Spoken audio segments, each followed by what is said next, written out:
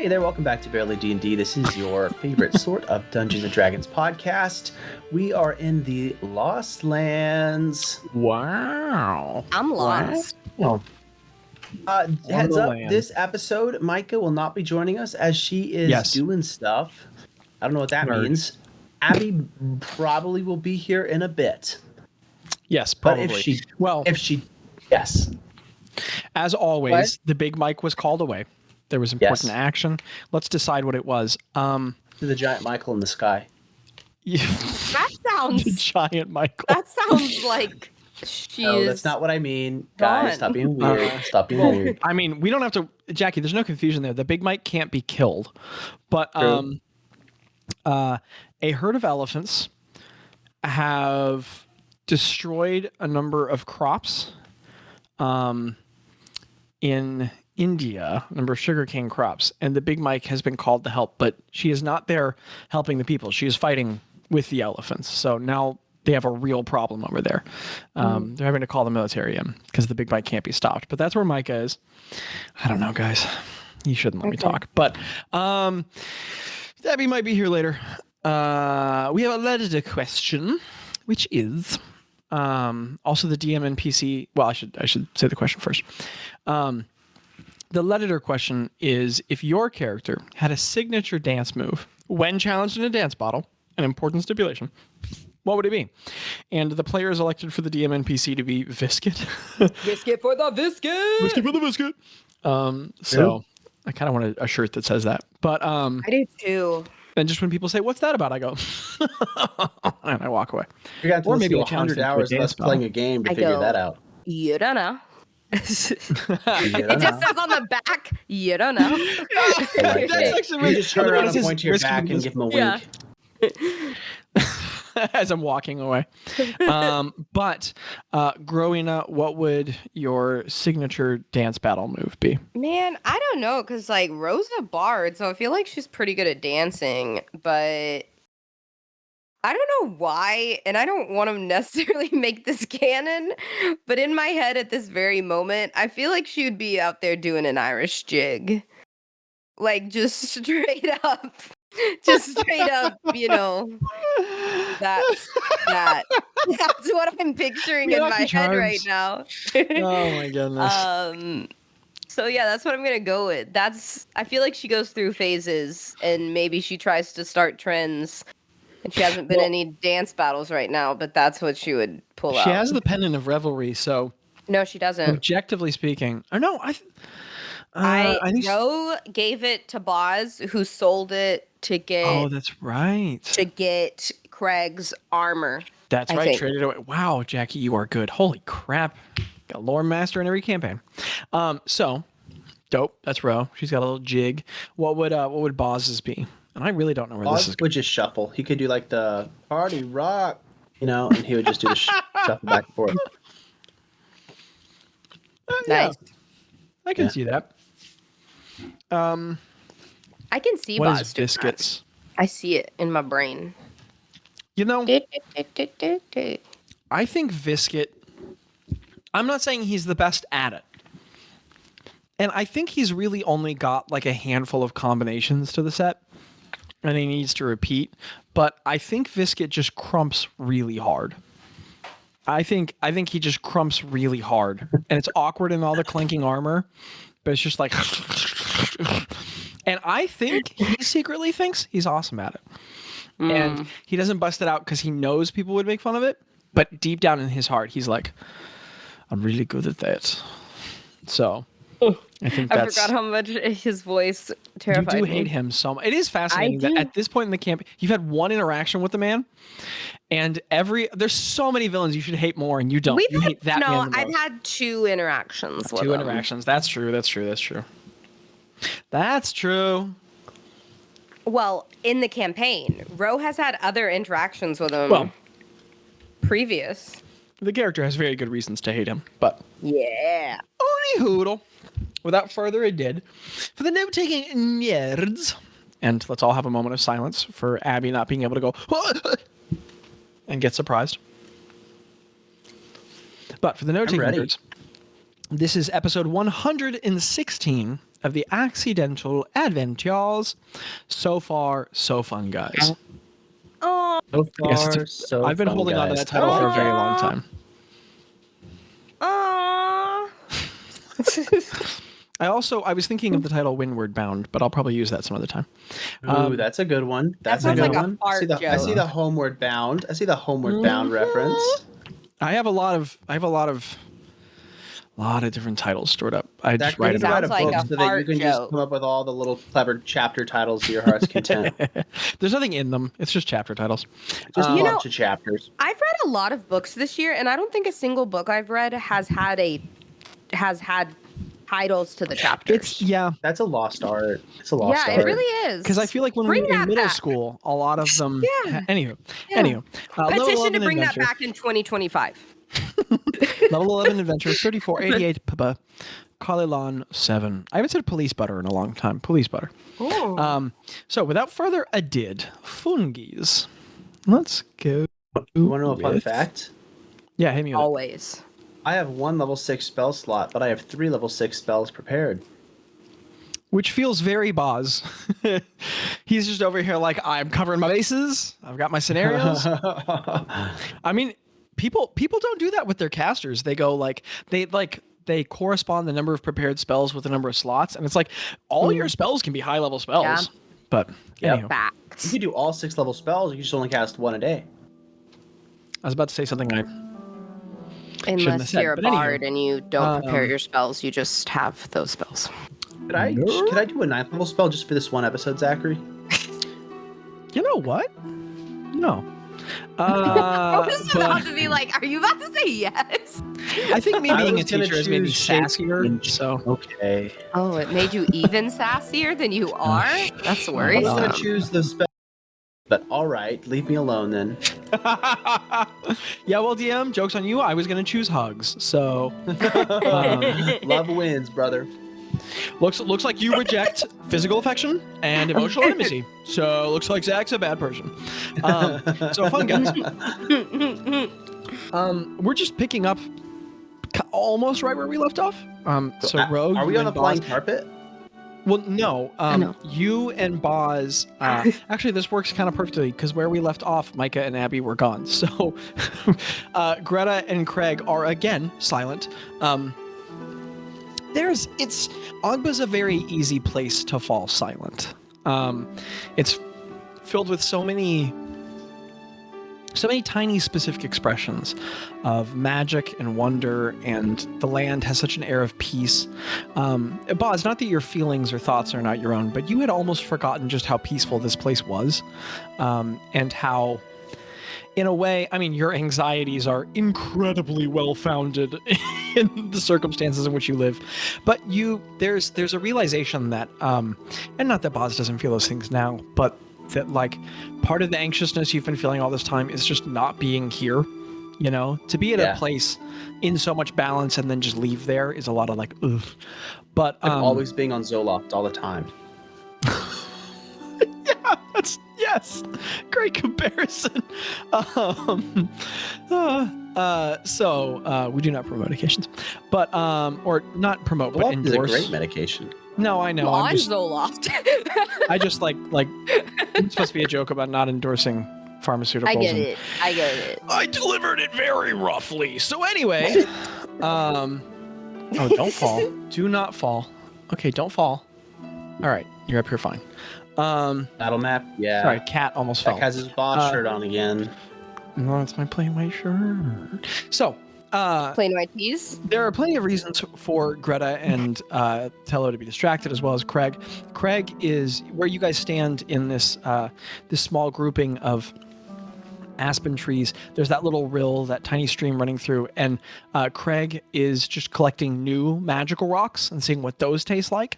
And Gretta is still not taking notes, but being very fascinated by everything around her and really resist. You guys watch her, like, she keeps sticking her hand into the pocket to get the notebook and then, like, muttering to herself and going, no, and taking the hand back out. But you guys have Vez left maybe 15 minutes ago, and you've just had some moments of reflection.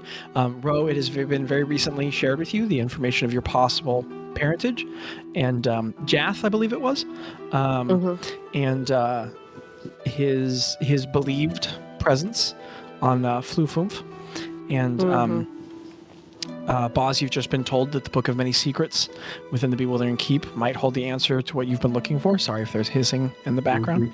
The answer you've been looking for the bees, and you've been told of Kurtan Antalam Yelef Butrindid and how you all can head there, to which you currently head. Thank you. I've practiced that name for many months. That was good. We are going to the island. I closed all of my tabs that had all the information. All good. I got your back. We were going to the upside down, like the weirdy one first. Yes. Well, so the course of travel, Vesb imparted with you before leaving, because it's been recently tracked by the Vischel, and he imparted with you that most recently the orders and the path to Kurftan Antalam have been Dimdot Panop, and then Flufumf, and then Kurftan Antalam Yelef. And last time I said it very clearly as Dimdop Popnop, but Bazz, you're aware that Pixie Sylvan words that are meant to be associated with each other are often meant to rhyme with each other. And they're meant to have a very alliterative, sudden pronunciation. So not that anyone here needs to do it, but Bazz would be aware that the Pixie Sylvan pronunciation is not like dim dop pop nop, like your friend going, I'm going to Puerto Rico, but instead like the pronunciation's more like dim dop panop. But so that's the first isle, the very topsy-turvy isle to which you guys would be headed. And then after that, it would be Flufumf, and then Kurftan Antalam Yelef. And Bazz, you've been to each of these isles. Wait. And you're almost 100 years in the Lost Lands, and you're very sure that like this is going to be a stout journey to each. You'll be flying on the flying leaf or reskinned magic carpet that's been given to you for quite some time, or loaned to you. You'll be flying on it for quite some time. So you all are in like mid-afternoon, so you're aware, Bazz, that it would be very reasonable to just walk a ways and then camp here the night and leave in the morning, or you could leave now and do some night flying, because you know how to guide yourself by stars. You've done it for many years, but you're also familiar on how to guide yourself with magics, and you can sort of like listen to Agba, and there are different methods. So one way is not prevented from you. Is that a radio station? I'm just kidding. That was a dumb joke. I'm sorry. I mean, wow. I want to support you, but also, yes, both things can be true, right? Both things can be true. I'm sorry. Okay. I'm sorry, and I regret my actions. Yeah, I really do. I'm sorry. Bazz, what were you saying? Let's just make camp here for the night. Where did we end up exactly? Are we just kind of like off? We're in the middle of the woods. Like in some woods? Yeah, I mean, and Agba is very like not a lot of towns. No cities. It's all just like people groups kind of randomly scattered around, and it's just a lot of natural landscape in between. So you are just in some, well, and you're not really in woods so much as there's just like sort of like shotgun spreads of tree clumps around this sort of like meadow and prairie landscape and rolling hills. And it's very easy to get your general orientation on all times on the Isle of Agba, because, I mean, you can get far enough out that you can't see the tree, but the tree is literally like half a mile tall. So for many miles you can see it. And you guys are maybe 5 or 6 miles away from it. But you're just treading the landscape out in the open nature. Are we now that, because we're a few days away from Bazz's house, right? So yeah, you walked about a day. Are we closer, like where we need to? I guess this is a question Ro would ask Bazz, but I know that that Lana may not know the answer. So my question is, are we closer to like where we need to start flying? Are we closer here than where we were before? Does that make sense? Yeah, you have coincidentally moved in a different direction to find Vesb, and you did not know that northwesterly direction is where you needed to be headed previously. So, like, you are now a day's journey the wrong direction-ish, you went north, so that's good, but you went east, that's opposite. Okay. But also, like, you know, It's not that once you big a get to deal. your other Okay. methods of travel, that can be rapidly made up. This was a day's travel on foot. Okay. Yeah. Cool. What About like what time is it? Evening already? It's mid-afternoon.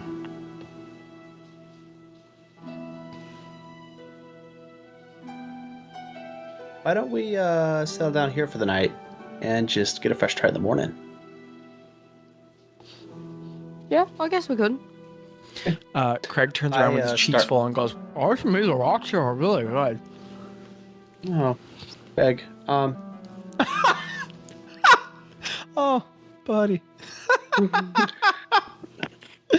Landon. Yeah. I mean, are we going to be able to make camp on the first island that we get to, Balls? Like, I know y'all said it was like kind of topsy-turvy, kind of. Yeah, no, we're not going to be able to. able to. Is it going to be dangerous, or That's going to be quite dangerous. how long are we going to stay there? Probably a couple days. Cool. If we're lucky. You know, typically it's you get sucked into somewhere and pushed into somewhere else, and then, you know, some people are there like a week. Can y'all refresh my memory? I'm sorry, but can y'all refresh my memory of which one that was? I don't have It's clear notes. Not. I know that, but which one was that when he told us about some of them? Oh, this is the one that's like where chaos bleeds into Yalabrin through Is like that the one with, unknown like, tears in the portals material and plane. stuff? Yes. This is where I found Okay. my trinkets. That's okay. That's what I wanted to know. This okay, is the one I'm they tell sorry. you to stay away I was just from. We getting just have more to pass acquainted. through it to go. No, yeah, no worries at all. I studied so that I could answer these questions for you. Yeah, I think Which it's makes fine me if very we proud and warms my heart. Thank you. Yeah, I think just go ahead and it's been a big day. I think that'd be good. I'd be fine with laying down for the night. All right.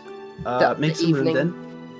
Bazz like cracks his knuckles, and he starts casting. Oh no! Sorry, didn't mean to do that. who's Keep gone. going. I will fix it immediately. All right. Don't worry about it. Bazz, Nothing happened. Starts casting Druid Grove.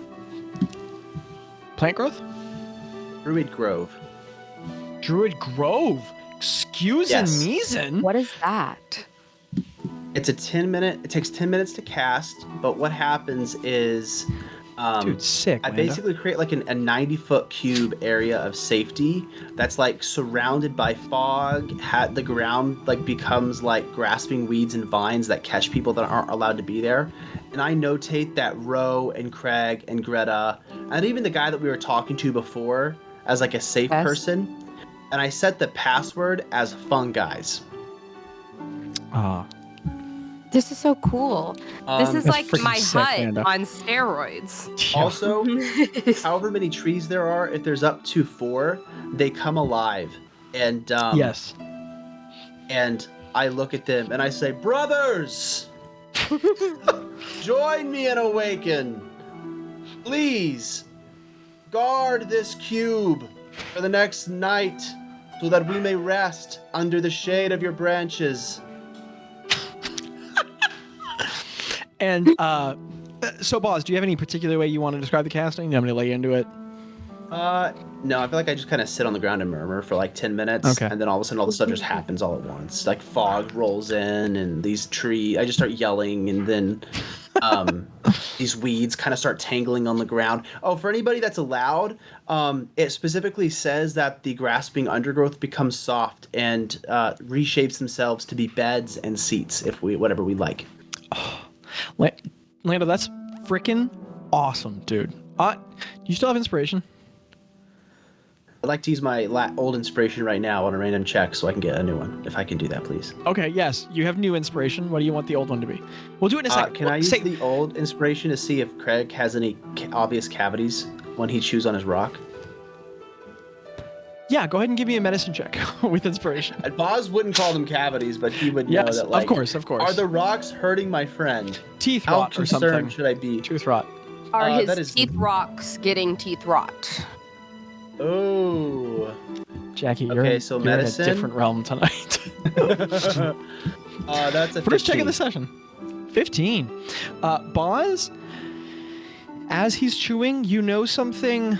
You notice that it's not what you were expecting, and it's weirdly concerning. So Oh no. There's one point where he like no. spits out a rock and yawns really quickly, and you just get a good look at the back chompers. And he goes back to chewing them. And as you look, not only can you not see any teeth rot, you can't see any teeth fracture. And you're like, wow, that's good. And then you watch as he bites down, and a pebble splits a little bit, and you're like, what? And you realize that, I mean, there are, of course, rocks he can't chew, but some of these thinner rocks he's breaking apart. All right. And his teeth are good. I'm fine. glad. And you're That's just like, best case scenario. That's and you're best like, case wow. scenario. You don't know if that's deep magic or if dwarves just have a lot of extra dentin on their gonna enamel, say, but I Did cracked dwarves biting into a have Taco hard Bell burrito teeth? once, so it's not funny. that's true. So you're just like, wow, Craig's at a whole other level. So you have new inspiration. But so thank Bazz, you for the Bazz does an incredibly Bazz thing, which is sit down and murmur without explanation, and then things suddenly happen.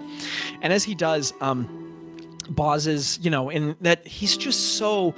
you're a very powerful party. You're one of the most powerful groups of adventurers in the world right now. But Bazz is just so obscenely magical at this point. A half-dryad individual, practiced in the ways of magic from the Ogben people in the Seven Stars, then taken up by all the wild magics of Yellowtononth, then infused with the deep magic itself in the First Flame. He just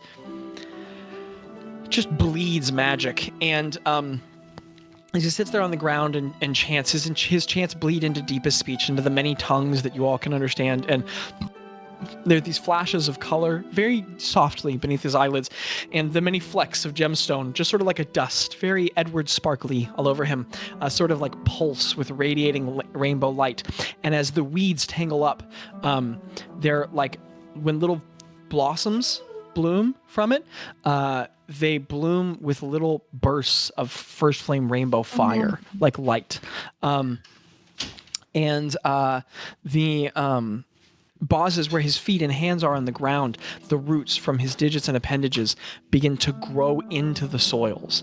And there are where you guys, we'll say that you've walked a distance away from the tree grove you were in previously, and the trees that sprout up, Bazz literally grows them then and there. And the trees are fascinating because they look like a bizarre hybrid between ash and, aspens and crepe myrtles. And they literally look like a mix of Bazz's physical plant lineage and the crepe myrtle like wood of the staff. Like he's growing some new kind of tree from that assemblage. And where they bloom, their canopies are filled with those lobated leaves, and their flowers are like the ones the Crook of the Mad Prince used to grow. And when Bazz does his sylvan chanting of Brothers Guard Us, the trees that like split apart and grow limbs, they look like that wood. And there are no clear faces, but the faces are very much sort of like impressionistic, like knolls of wood and like warped bark that make the faces you see in trees, and flowers just bud where eyes are, and there's no speech that returns from them, but there's this deep reverberated humming chant. Nope, they that, like, speak you guys, Sylvan. And they have an intelligence of 10. I am big wrong. Mouth holes split open, and with wooden interiors, they just mumble in this garbling rough, like Sylvan, which Gretta and Bazz understand. And when you say "protect us, brothers," they just say, "Be at peace," and they gather up around you, and like 3 of them stay in place, but one of them is always treading, and the treads are really cool because every step is the roots pulling up or lifting out and pushing back into the ground, and just again and again and again. Very Treebeard from Lord of the Rings. Just and you guys are in this perimeter, and gentle sort of like cloves are growing, and just different plants, and you guys have a soft bed beneath you to rest and make camp. All right, guys. Long day. Bro, would you mind playing us a song?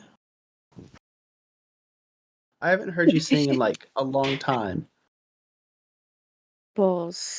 That would be nice, actually, to like, I don't know, sing a song that's not just Scary. so that I can, help heal someone or defeat something. That would be really nice. Yeah.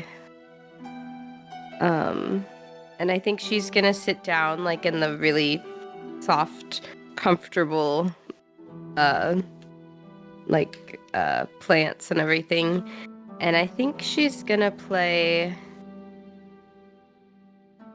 the Holy Hunters that she has, or that she's played. I think she's only ever played it one other time. Bazz, while you're doing before you do that, he turns into a giant spider. And he weaves a web.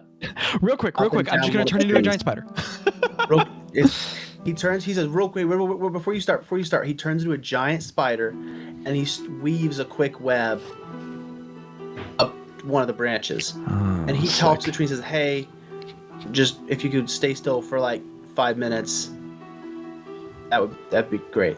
Thank you. Bazz, what does, again, I'm not trying to bet us down, but only because spiders, what does the giant spider that Bazz turns into look like? Very green. It feels like something that would kind of match like the treetops, I feel like, of probably Akba, whatever those kind of look like in patterns and coloring. I feel like this giant spider is the one that like crawls on top and through the trees. Maybe I can imagine it being like predatory on like birds of some kind, maybe. I don't know. I feel like if something's that big, they have to eat something that big. But hey, whatever. You're the guy that knows animals. I just assume that's what would happen. Tell me if this is wrong, Bazz, but I'm just sending this and tell me if you like it. It's called a green lynx spider. Ooh, I love it. It's beautiful. Okay, so listener, it's a green lynx spider. But Bazz just turns into like a 4-foot long green lynx spider. So Bazz is like, okay, hold on real quick. Leaf flurry. Oh, giant spider. And there's this quick like crawl up the tree, and his chelicerae chitter, and there's this sylvan tonality, and the trees respond, and they literally bend and move their boughs to align to a shape that conforms it. And giant spider Bazz just spends some time lowering from the branch and returning and lowering, I try to do it the quickly. lines back and forth. Do it fast. I just thought about this. A lot of skill. And also, wow, you got a really detailed look at how spinnerets and spiders work. That's very, oh wow, that's yeah. And you have a giant web strung with many cords separated and pulling down from the tree to the ground.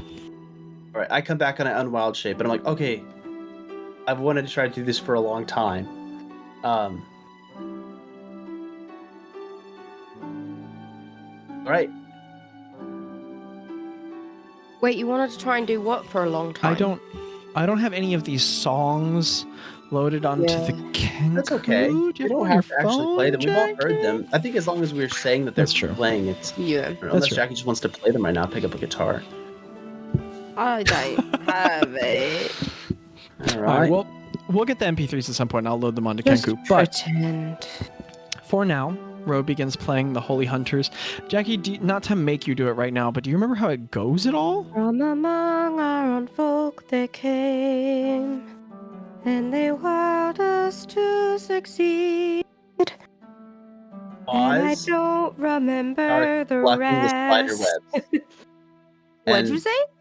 Bazz starts plucking the spider webs, and you hear like soft little kind of like slightly muffled notes come off of them as he does so. And I rolled a 15 on my performance check, Zachary, if that's required.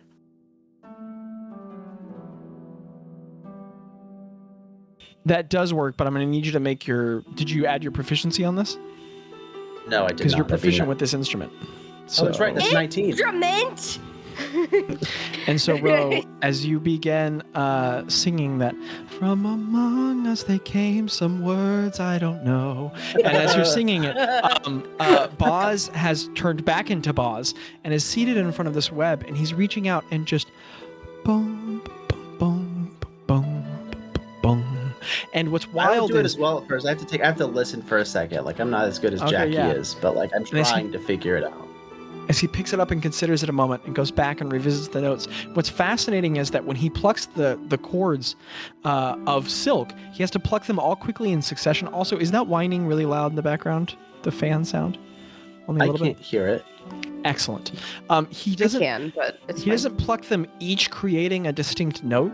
He plucks them all in succession, and they make very slight tones over them. But where he layers them, they have harmonic resonance to create notes. And so he has to like and like layer them over each other. But as he's plucking quickly, it's matching your song. Oh, Bazz a like highly skilled musician in this instrument that's just a bunch of spider silk. Can I do a check to see if I've ever heard of this instrument or seen anyone or any, all that stuff? What would that be? Give me a history check. Give me a history check. Oh, that was cocked. It literally fell into my hand. I'm gonna use my inspiration. Because I got a 2. So.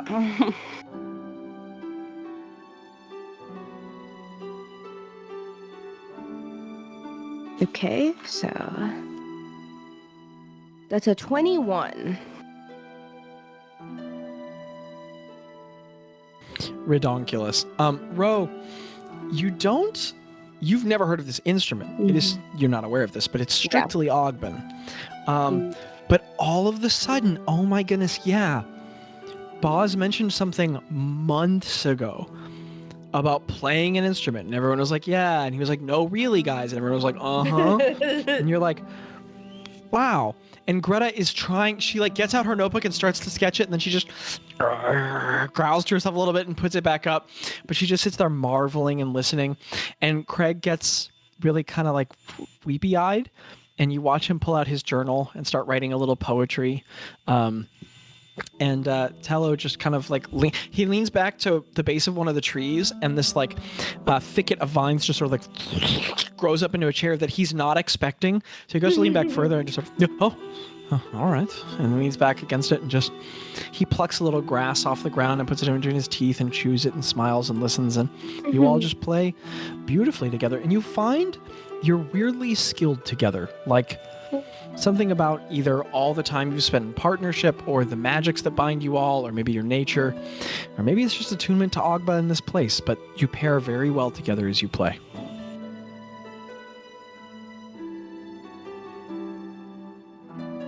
After we finish, I'm going to ask Bazz.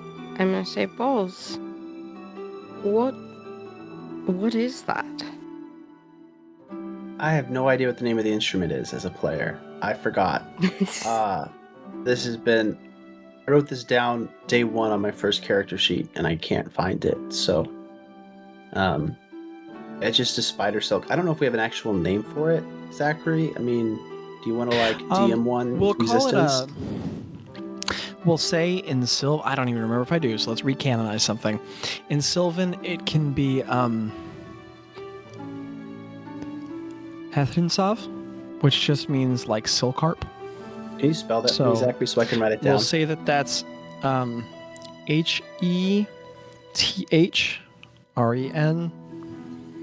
then space S''AVV, Hethrinsav. Can you say it one more time? I'm sorry. Yes, you're okay. Hethren, Hethrin, then space S''AVV, Hethrinsav. And that's that Ogbin spider spilk, like loom-like harp. Like a spider harp? Like a silk harp or something like that? Yeah. Okay. Nice. With which Bazz has proficiency. Yeah, it's a silk harp. It's beautiful. I've never heard anything like it. Well, now you can play one on your lute. You can make the noise whenever you want. You want to? I don't know. Holy crap, that's true. That's true. So, it's a thing. Oh it used to come gosh. upon. Wait, can you make like a small one, Bazz? Like could sometime, and like I feel like Rose like bard gears are starting to turn and like she's getting carried away, and she's like what if we performed and you made like a small one and you were a spider and like you sat on top of my lute and played it while we performed, and so then it was like this really cool duet, and then we could, and like she's just like going on and on about. We've tried to like recreate smaller versions of it, but typically the only way that we can play these is out in the wild, like finding an actual web of a spider that no longer lives there, which is harder than you think. That makes sense. And so usually when we find one, my dad actually is the one that taught me to play. I think he played back when he was my age. Well, we would go walking around Agba. And whenever we found one, we would just stop. And a lot of times it was like super annoying because we would just literally stop whatever we were doing. And he was like, "Oh, we gotta play it. It's here. We gotta do it. Like, Well, I when mean, are we that gonna makes find another sense, one?" Balls. Yeah, and so we would just sit and play. It's nice. Oh, wow. I've never really thought of there being, like, an instrument that was of nature. You know what I mean? Like, Yeah. it's not something you carry around like my lute. It's something that you play if you have the chance to play, and Yeah. if it's there. I don't even know if it works outside of Agba. I mean, it might just be Oh. like the magical density of this area that like resonates with the silk. I don't know. I have never tried it like in a regular area. Interesting. Yeah, We should but try it sometime. yeah, I loved it. I love playing with you. It was fun. I see Yeah. why you like it so much, doing it. How just feeling the magic and everything. Well, anytime.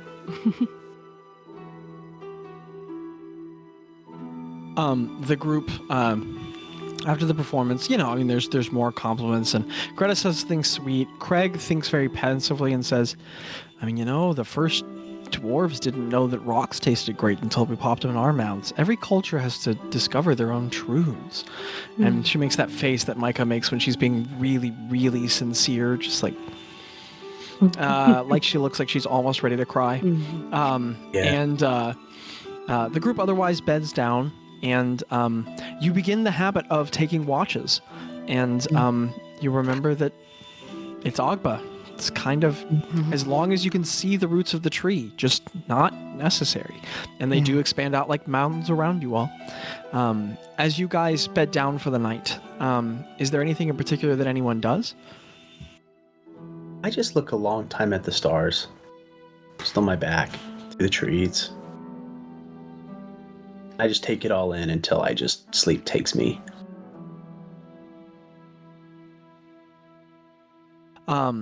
Sorry, I'm cutting intervals trying to wait on the blow drying. So, Bazz, as you sprawl outward on your back among the dang-it cloves and look upward through the gaps in the tree branches, I mean, out here in nature in Agba, as much as it is... I mean, you guys have had quite a bit of nature in your travels, and a lot of open ocean.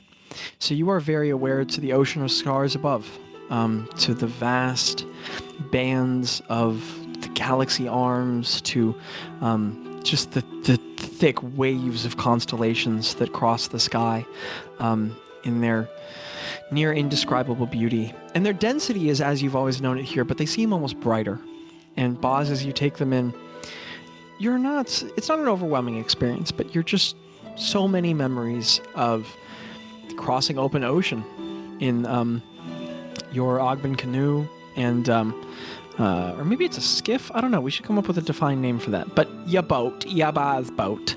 So many memories of looking up at the stars and that. And I mean, camping, again, as long as you're within the borders of Agba's roots, can be done very just like, okay, I'll lay down here now and just sleep here on the grass. And nothing will bite me, and nothing will itch me, and I will not be hot, and I will not be cold. And it's just, so many memories of traveling with your dad and with Foosh are brought back to you. Your mom, more of the like socialite or homebody, but those two, your sister and your father, very much the travelers. And just a lot of memories as the stars slowly rotate above you, where you all look up at the sky, Twilo and Twila, large and slightly discolored one from the other.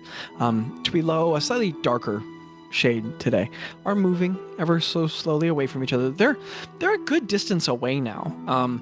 You can see where in a month they'll be at the edges of the horizon, and half a month after that, only seeing one at a time. But they are moving further away, their dance driving them apart now, as the temperatures cool slightly. Other places, not here in Agba. But Bazz, as you relax and look up, it's a peaceful sleep that comes to you. Ro, as you look up at the stars with your keen mind, could you give me a... I'm going to say that you can make this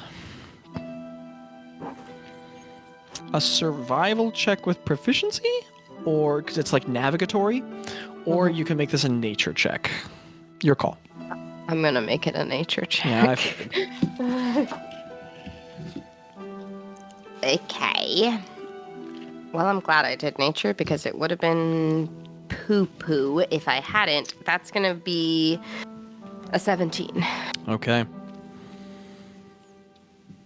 When you're in nature like this, it's not so much the ability to remember where the stars are. I mean, it's that for quite a few people, but with your keen mind and all the navigational experience you've been training with Spagoober, you're pretty good there. It's much more just the sky is so rich with stars that it's kind of hard to make them out in all the density. But as you look up, you are able to pick out quite a few. And you notice that the sky's a little different, very slightly. There have always been a number of very bright gold stars in the sky, about 5 or 6, and they're all distinctly brighter, all whiter, all gold, and so bright that they almost look like, where you can see planets on the horizon and they just look like super bright stars? Yeah. Each one of them is like that now. I mean, distinctly. And 2 among them are just very noticeably bright, almost like tiny, very far away moons themselves, just much smaller. I mean, so bright. So that's different than it always has been. And then there's one star in the sky. You've always known. People call it, making this up right now, people call it Athos, which in some language I haven't decided on yet, just means like red sun or something. And there are basically 2 prominent red stars in the sky. There's one that's kind of always shining a little red. We'll call that Ketha, Ketha. And then Athos is the more bright red star. And it is a deeper red, like almost kind of a crimson color, and brighter now than it used to be. And you recognize that slight distance or difference as you gaze up at the stars from your back in the relaxing peace of the Ogben Isle. Interesting. Are they in the same kind of position in the sky that they usually are? Well, I guess, yeah, they would be. That's how I know that they are what they are. I mean, they move because stars move, Yeah. but they are around the other stars that they're usually around. Yeah. So, yes. That makes sense. Yeah, they're in regular position. No. Hold on.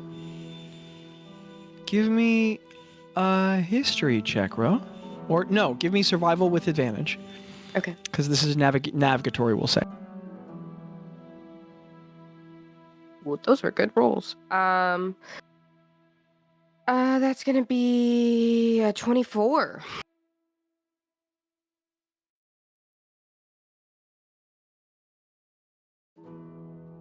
Sorry for the pause. Just trying to get as little blow dryer as possible on mic. Athos is in a different spot. Again, the sky is so thick with color that it's almost kind of hard to differentiate. But Athos is in a very different spot. Like a whole part of the sky it's usually not in. It's really close to a couple of the bright gold stars.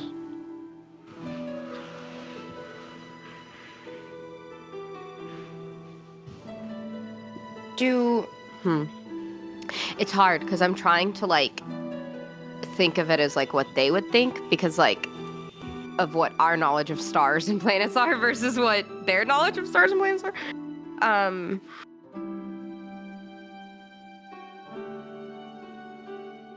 I've never seen it in this spot ever before, right?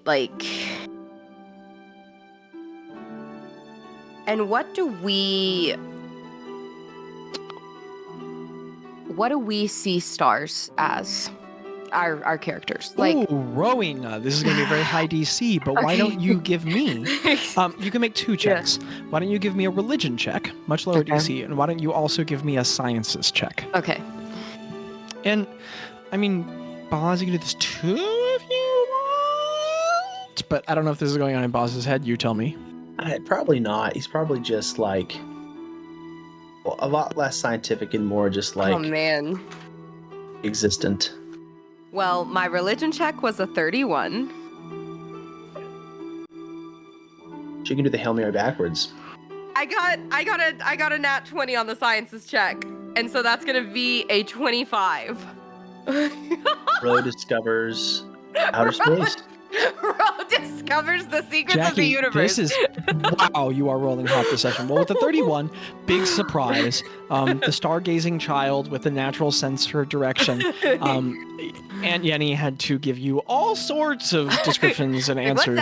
What's that? What's that? What are these? The Selunian Church posits that these bodies are the painting of the gods, and that I mean, there are cultural perceptions. Some people say that these are all of the celestial beings in the sky, and that they move across the sky as they travel. And we could take that literally in our context. I mean, yes, they are celestial beings, but I mean, like not just like bodies of stars, but like the angels and the many celestial minor celestials moving through the sky. Others posit that they are the homes in which the gods travel. But Yenny told you from the Selenian Church that the idea is, especially considering that that Selûne is the goddess of twilight and eve and starlight, that these are Selûne's paintings across the sky, and that these are the stellar bodies she has placed to light the way for those who travel. And this is one of those hot takes that like different denominations would argue over. But in the Selûnian Church, some believers posit that these are the souls of all of Selûne's faithful, and that after so many thousands of years of dying, they've filled the sky, and that she immortalizes their light forever to shine down on other people. So this is a Selûnian perspective. With a 25, we'll say that this is information that wow, that's a wild roll. To be clear, the information about you're on a ball, that's a planet, was earth-shattering, mind-blowing information from a very long time ago. We were all flat earthers. Everybody was. And the vast majority of the world still is at this time. But so Ro's not sitting there being like, oh man, those burning balls of gas. But with a check that high, Ro is aware of the concept that there are some science isn't even really a word Ro would know well. Like machinations is a burgeoning field that Gretta barely knows about over rumor hearing. So in the simplest sense, Ro is aware that there are some people with a more, who are trying to develop a logical and consistent view of the world and its natural phenomena, who believe that these are other bodies that hang in the sky, and that the sky, like as they conceptualize, the sky goes on for a great deal further than other people would argue. So they don't necessarily conceptualize of space, of course, but they think they are considering that the sky is much higher and further out than people might consider the sky, so to speak, that these bodies hang there in this time. And so in the simplest concept, you would be aware of these as stars, not just as things that like light the sky at night and are sort of like stuck to the ceiling, so to speak, but the concept that the sky stretches out very, very far and they float there as well. That when the sky moves to this phase at night, they are brought into this hanging motion. Okay, cool. That's really cool, Zach. Thank you. And Ro, as you sit there and ponder the stars, and these realizations are fascinating and interesting, you also can't help but think about your time watching these stars as a child. With family enough, with Aunt Yenny who loved you, the other people there, but also very much without this possible father figure who may loom somewhere on the horizon, and no new thoughts, but just the emotions brought back again of, oh my goodness, do I have a dad? And am I about to go find out I don't have that I had a dad? Like, is this about to be another loss all over again? Am I about to meet a terrible person? Maybe he's out there and I won't meet him at all. I mean, there's just a lot of the distance of those lights from you. I think she's probably thinking too, one thing that's going through her head is, has he looked up at these same stars and asked the same questions that she has about them? Or has he ever looked at them at the same time as her? Is he looking at them now, if he's even still here? I think she's really kind of, very existential going on of like, I don't know anything about him, but could a connection be that, one time at night when I was little looking up at these stars, was he looking up at them too? And it is that soft, distant wondering that eventually guides you into sleep. And the fungi all sleep, and sleep heavily, until I almost said the fungals, until you guys wake up the next morning to a new day. And no, let's go with this one probably. I like that. Okay, Viscit. Oh no! And Viscit pops out a bush and goes, I got you, my secret plan! Trees attack! Trees smash him in the face. Yeah, trees Viscit goes, ha! And then 4 trees just, pop, pop, pop, wait. Viscit goes, plan! So the fun guys wake up on the next morning. I know the Goodberry bonsai was left on the ship, but I don't know, magic, you guys eat, you have some rations, I don't know. Collected some from Spaghetti. We're not going to get stuck there. Wait, I thought that Bazz's mom or dad gave sent us you some with snacks. food. That's right. She literally did. We got you guys snacks. eat mom's snacks for rations. Weeks worth of fruit I have. They're like Scooby written here. snacks, but very different. It says weeks worth of fruit. Yeah, bunch of dried, Fruit salad. sweeted fruit. Yummy, yummy. No? Okay. Yeah. Yeah. What'd that party do? How early is it? I was just curious. That when is we right. wake up. Keen mind. It's working again. We'll say that you all find yourself waking up much later than you usually do. I mean, this is a party that gets up at 6 or 5, especially we went to Ro and sleep Craig. at Very early as well. Yeah. I mean, an early evening, and stayed up to stargaze, but Yeah. you find that the land is so peaceful, it lulled you into late morning. And it's like 8:57. That's a long night's sleep for y'all. We be snoozing. Okay, Lando, sorry. No. I feel like Bazz would probably wake up late. He'd be the last one awake. He'd wait to be woken up. He sleeps. He sleeps hard. Absolutely. He's probably partially colored like the soft little growth stuff that he was sleeping in. Like you probably for a second are like, grew where's into Bazz? it. I love that. Yeah, you have to sweep some moss off and very much groove the landscape. And Bazz, when you wake up in this landscape with your magics, it's not so much the way that people have to stretch and crack their bats. You just have to sit there and pull your roots out of the ground. And I mean, you very much grow into the spot. Oh, man. Nice. But when you wake up, you wake up to... And Craig's just like, squatting and lunging in row, I assume, with him. Could you give me an athletics check? Yeah. That's a nat 20. Oh my God. I'm not even Dude, you're kidding. so lucky today. Oh, but that means it's an 18. Oh, sorry, buddy. Bro is weak. Guidance. Oz goes, achoo! And Guidance does her, slaps her on the back because he's nearby. Okay, let's see. Boogity boogity boo. Oh, that's a 19 then. Also, I mean, could it be argued that Craig is like guidancing them since he's like Good, teaching them? Good. You know what? I think that makes a ton of sense. So that doesn't change anything because it's still the one guidance. Yeah. But excellent. Ro, keeping pace. You are. I mean, this experience is changing you, and let's have you put another. It's been 6 days now. Put another 6 days on your exercise sheet. What are you at now? I don't know if I haven't kept up with it right or what, because I only have 38 days.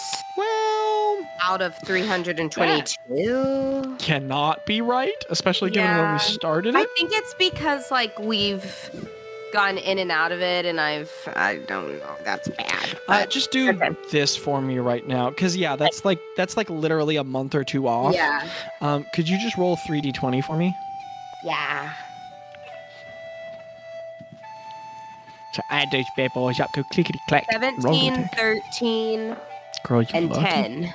Okay, go ahead and put 40 days. 40 days 40 and nights. 40 nights. Okay. Okay. Gonk, 78. Sick. Get bagonked, my little gonk. Okay. So the party is chewing on dried fruit. Tello he has been on a healing path ever since Zedge. But there's something about this landscape. Oh, baby, that is a fit. Look at the drip. You're so very orange. Tello has been on a healing trajectory. That's what Tello said? Right. That's cute. That's cute. Papa's wearing really cute Halloween pajamas. That's what we're all talking about, by the way. But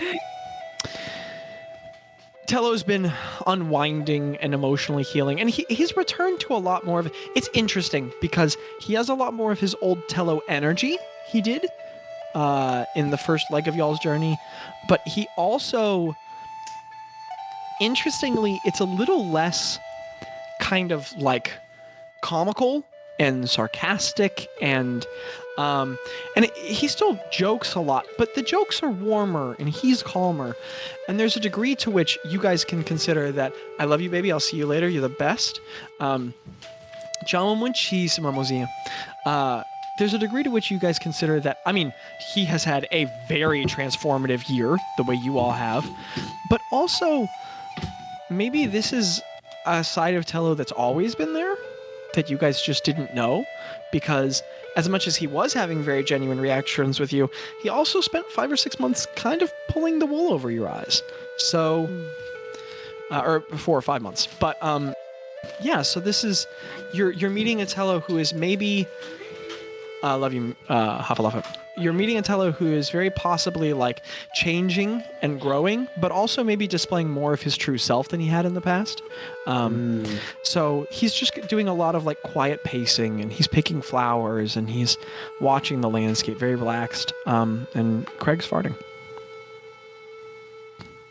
Rose whistling to keep He's the just doing farts squats away. and going. And Craig's just going, really gets the guts moving in the morning. Okay. I'm glad you guys are bonding. Okay. Are y'all ready to like skadoot? Are we flying? Are we how long a flight is it, Bulls? We'll find out. I've never flown here before, so You've never flown? Well, how long No, is I it like can't when fly. you rode there? Depends on where the island is. No, I mean the island that we're going to. Yeah, I know. It depends on where it was. Like, I don't. It's not always in the same Does place. it I don't know. move? Yes, And Ro, you remember how the day before Bazz talked about how all the islands are always moving. Oh, that's right. That's worrisome. Yeah. I don't like hopefully it doesn't take long. massive plots of land moving. Can I? I'm sorry. Before Okay, cool. before we move on, I was wondering, could I do just a little something since we're here on your beautiful home island and everything? I think there's someone that might like this. And she holds onto her ring, her Faber's clasp ring, and lets Faber out because she thinks that he might like this place because he doesn't like a lot of places, but he might like this place. And so, Ro, you rub that little dark ring and its green gem, and there's just this little like of smoke. And you know what? This is a good moment for come here. Come here. Can I get a black cat on screen as we do this? Come here. Come here. Hi. So, much as this black cat is here, you twist the ring and there's this little puff of thin smoke. Maya, leave her alone. She's not harming you. She's not harming you, Maya. No. Don't hiss at her. Sorry, Maya is still not a fan of this cat, but we're getting there. So. Wait, what cat? There's a little puff of smoke. The other cat. There's a little puff of smoke. There's a second cat? Yeah, Zach said there was going to be someone that took it home that night, and as we were getting off the phone, I was like, haha, they just got a second cat, and they don't know What it. are you talking about? Oh, one of my neighbors decided Monday that they didn't want their cat, so they just threw it outside. Then the cat came meowing at my door, and I was like, oh no. And it's been 5 days, and Maya is tolerating her, so we now have 2 black cats. What's and one her of them is name? about 6 months old. It's only yesterday that we were like, holy crap, I think we're keeping her, so we haven't given her a name yet. I'm so sorry. It's just the 2 cats thing really threw me off. So go ahead. Well, I mean, I'm just continuing the long tradition of me shocking you with life-changing news live on the podcast. Yeah, but it's fine. I mean, I haven't told you about my kid yet. We got 2 new cats as well, by the way. Yeah? We got 2 new kittens, yeah. I did know about that because I I didn't talked know to about Melanie. I talked yeah, to they Melanie. live outside. And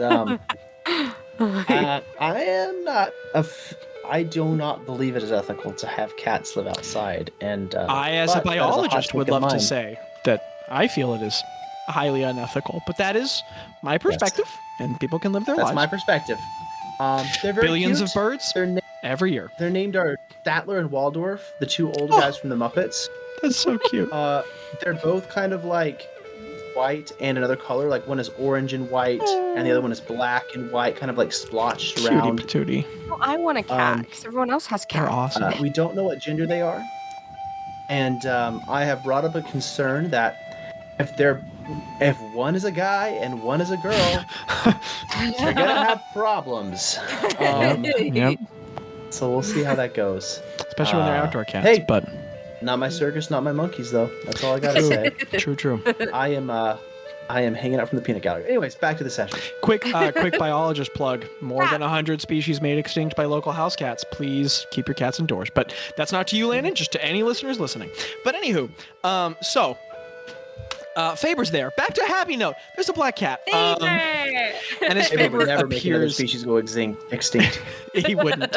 Well, he's a murderous heart. But he appears in a puff of black smoke. No. And Ro, as you look at him, there is the immediate impetuous expression of the black cat as he sort of like looks at you with pupils big and ears back, but then he sort of sits back and does that thing where he sniffs the air quite a bit and starts looking around, and immediately just all of the aggression washed off, and he begins walking around and sniffing the landscape, and he rubs his hat on one of the tree bases, and his tail is up in the air, and he's just like kind of really feeling the space, and you're like, yeah, he's from the Feywilds. And he talked to you that time about like, oh, I have to get someone from the Feywilds. And now he's very like, oh, okay, this is kind of on track. He sees Craig really quickly, and then his ears go back again. I like, kind of put out my hand like I have your ring now. Give me an animal handling check, Ro. Okay. A check we never get to make. Craig goes, come here, buddy. And Faber just, and Craig's like, oh, sorry. I only got a 14 on that one. Okay. I mean, I know you're used to getting a 30 on everything, but that's not a bad check. Can't wait to get a campaign 2 where y'all roll like 5s and 10s. Yeah, I'm very excited, especially considering how I'm having everyone do the 3d6 rules instead. But as you wiggle your fingers and show off the ring, holy crap, Ro, he walks to you. And what do you do as he walks towards you with his tail up? I've been down, like him and I had like a little bit of a connection anyway. So I I get on my knees and I just hold out my hands like you do with a cat, to let him like sniff. As you do, Ro, he does the little like head bobbing sniff, and then he just takes a cheek and just starts rubbing his head on your hand. And, holy crap, he's purring. And he's just tracing on your ankles, purring, and he sits down next to your leg, and then he leans against it. He's just purring and thumping his tail. And all of a sudden, Ro, you go, oh, me and Faber are fitting to have a different experience than Craig and Faber, especially because this was the right. I mean, not the deity isn't give you to right, but this was the thing to do. So go ahead and give yourself inspiration. Okay. And Faber is very pleased to be around you. I was gonna do speak with animals, but I don't think I will. I think I'll just let him live his life right now, and I think I'm just gonna Yeah. I think I'm just gonna kind of let him hang out there for a while, and then, like 15, 20 minutes, let him just kind of chill and take in the scenery, and then I kind of just nod to him and ask, like, you ready to go for now? Or do you want to, you want to go for now? And just kind of let him go back to the Fae. Ro, you're not using Speak with Animals? Yeah. But you find that, I don't know if it's the ring, he seems to really understand you. Oh. And then you remember, like, oh yeah, he's a familiar. Yeah. So like there's a connection there. He can understand.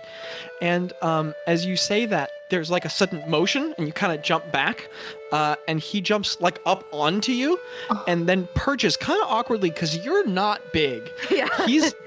It's worth iterating that Ro is small enough that Faber's kind of half your size. Like Faber doesn't go up to your shin, Faber goes up to your hip. And so he tries perching on your shoulder, but he's too big. So he just climbs down off your back and he's walking next to you. And he's not leaving.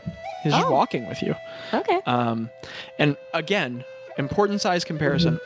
Faber's the size to Ro about of a German Shepherd to one of us. Like that's terrifying. Cat. I did not realize he was so big. No, Ro's so it's small. really important to remember how small Ro. We forget because it's all just people on the camera. Yeah. But remember, Bazz, Ro's head comes up to like an inch or two above your hip. Yeah. And Gretta's is only 3 or 4 above your hip. Craig's head finishes at your sternum. This is a very short party. It's Bazz and Tello just towering, looking like NBA players next to everyone else. And so I love that. I mean, and Ro is exceptionally short. Ro is like the size of kind of like a 10-year-old child to you. And so as Ro walks around with Faber's like the size of like a German Shepherd to you. It's so funny. That's terrifying if a cat was that big compared to us. Yes, very frightening. We'd be on the menu, but anyway. I just kind of let him tag along as we go, I think. And let you have him a cat just happily strolling along with you. Jackie. All right. Okay. What's the party do from there? I get out the leaf thing, and I say, anybody want to help me figure out how to fly this and go to the place where weird stuff happens? Yeah, I'm down. I've done some navigating, but there's no wheel on this like a ship. I know. DM, do you have to attune to the carpet? No. It is not attune. It's not attunement, which is awesome. So Bazz pulls out the huge rolled up green. It looks like you guys can Google it for yourself. It looks like a red oak leaf, and it's very big, except the leaves are not quite as divided as a red oak leaf. They're a little more together, so it's a little more one continuous surface, but very like it. So maybe even kind of like a big maple, but no. Anywho, as Bazz, as he folds it out and swings it open, it just goes kind of half rigid, like a leaf, and gains some structure. And as he sets it down on the ground, yep, that's a big leaf. And to be clear, when I mean big, I say 8 by 8 feet. I thought it was 8 by 6. Okay. No, 8 by 8. 6. So it is not. Like, everybody's not sitting around the living room talking. Y'all got to be sitting next to each other. This cozy. But it very much has room for everyone. And it does not hurt that 2 of your party members are so very small. But, yeah, everybody fits. A little baby. Okay. So the leaf is there and it's on the ground. It's a very big leaf. Craig just kind of gets on the middle and goes, it's not going. Yeah. I get up front, I guess, kind of with Bazz, maybe. You want to drive it? No, I mean it's your I've friend's never done it leaf. before. I Hey, haven't either. Well, why don't you I give it a feel try? like- See if you're good at it. I do. You could be a natural. She holds onto the edge and she thinks in her head up. So everybody clambers on it. As you do, Tello just goes, man, every day I'm a little more of a fun guy. And he sits down. Greta, as she sits down, she's just going, just doing the manic Abby giggles. And as you all sit down, Ro, you grab a side and you go up, and nothing happens. Could you give me an Arcana check, Ro?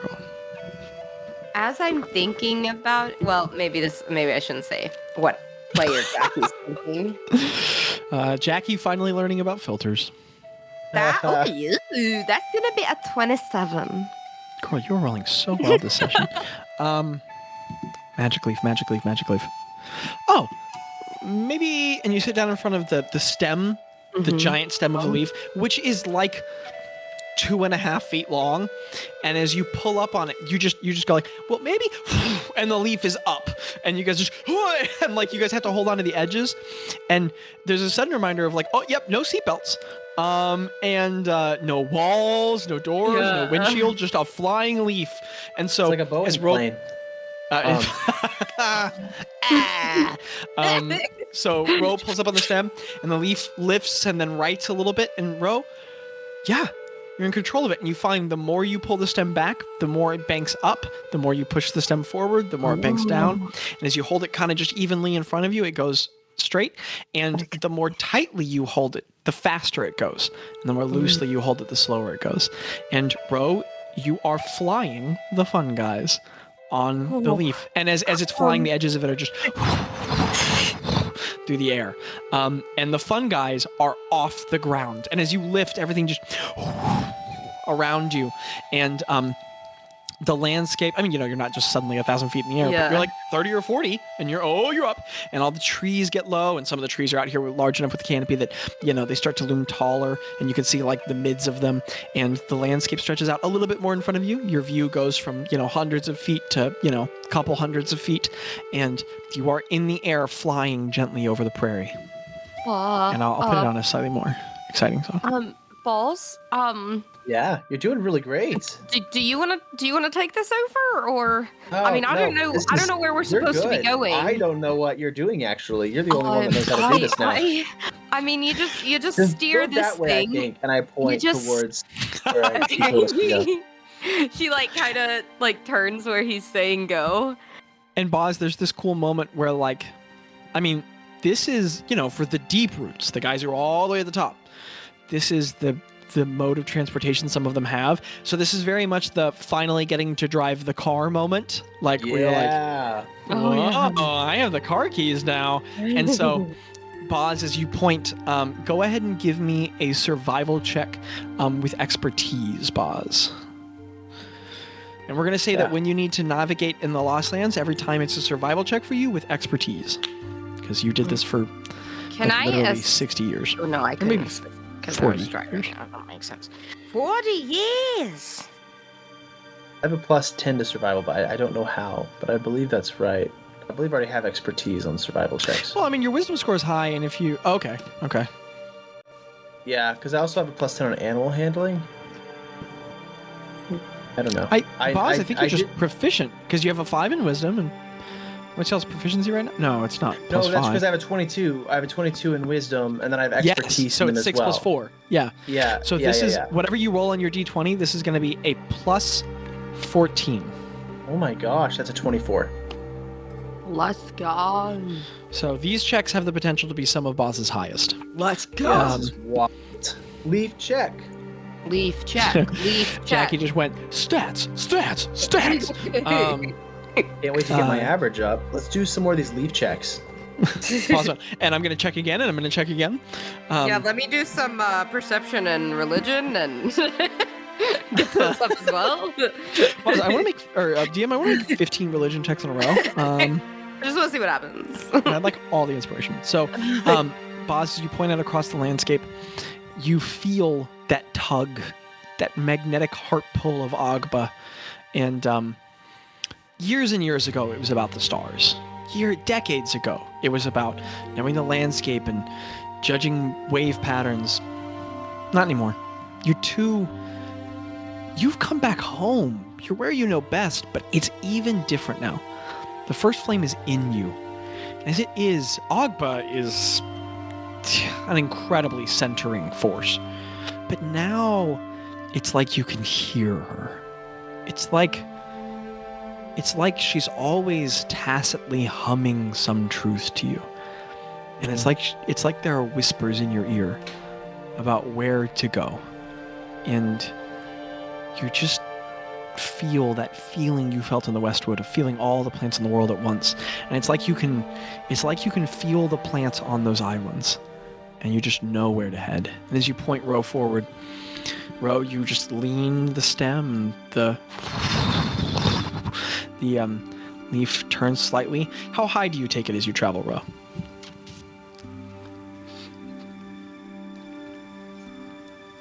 What is the height that we usually fly when Bazz and Ro are the when giant you guys eagles? giant eagle it, you're usually a couple hundred feet up. Typically, you're usually like you're like 100, 200 feet up. I would That's what say you guys have gotten to do. I probably go about that just because it's what like my natural instinct is as how many times Okay. we've flown as giant eagles. So it's kind of like oh, this feels right to Ro. Yeah. So Ro, as you pull up on the stem, the leaf just lifts up and up and up. And as it does, you find that like it evens out more, which kind of doesn't make a lot of sense because the wind gets stronger, but the leaf gets more balanced. And that breeze over Agba is still moving by you all.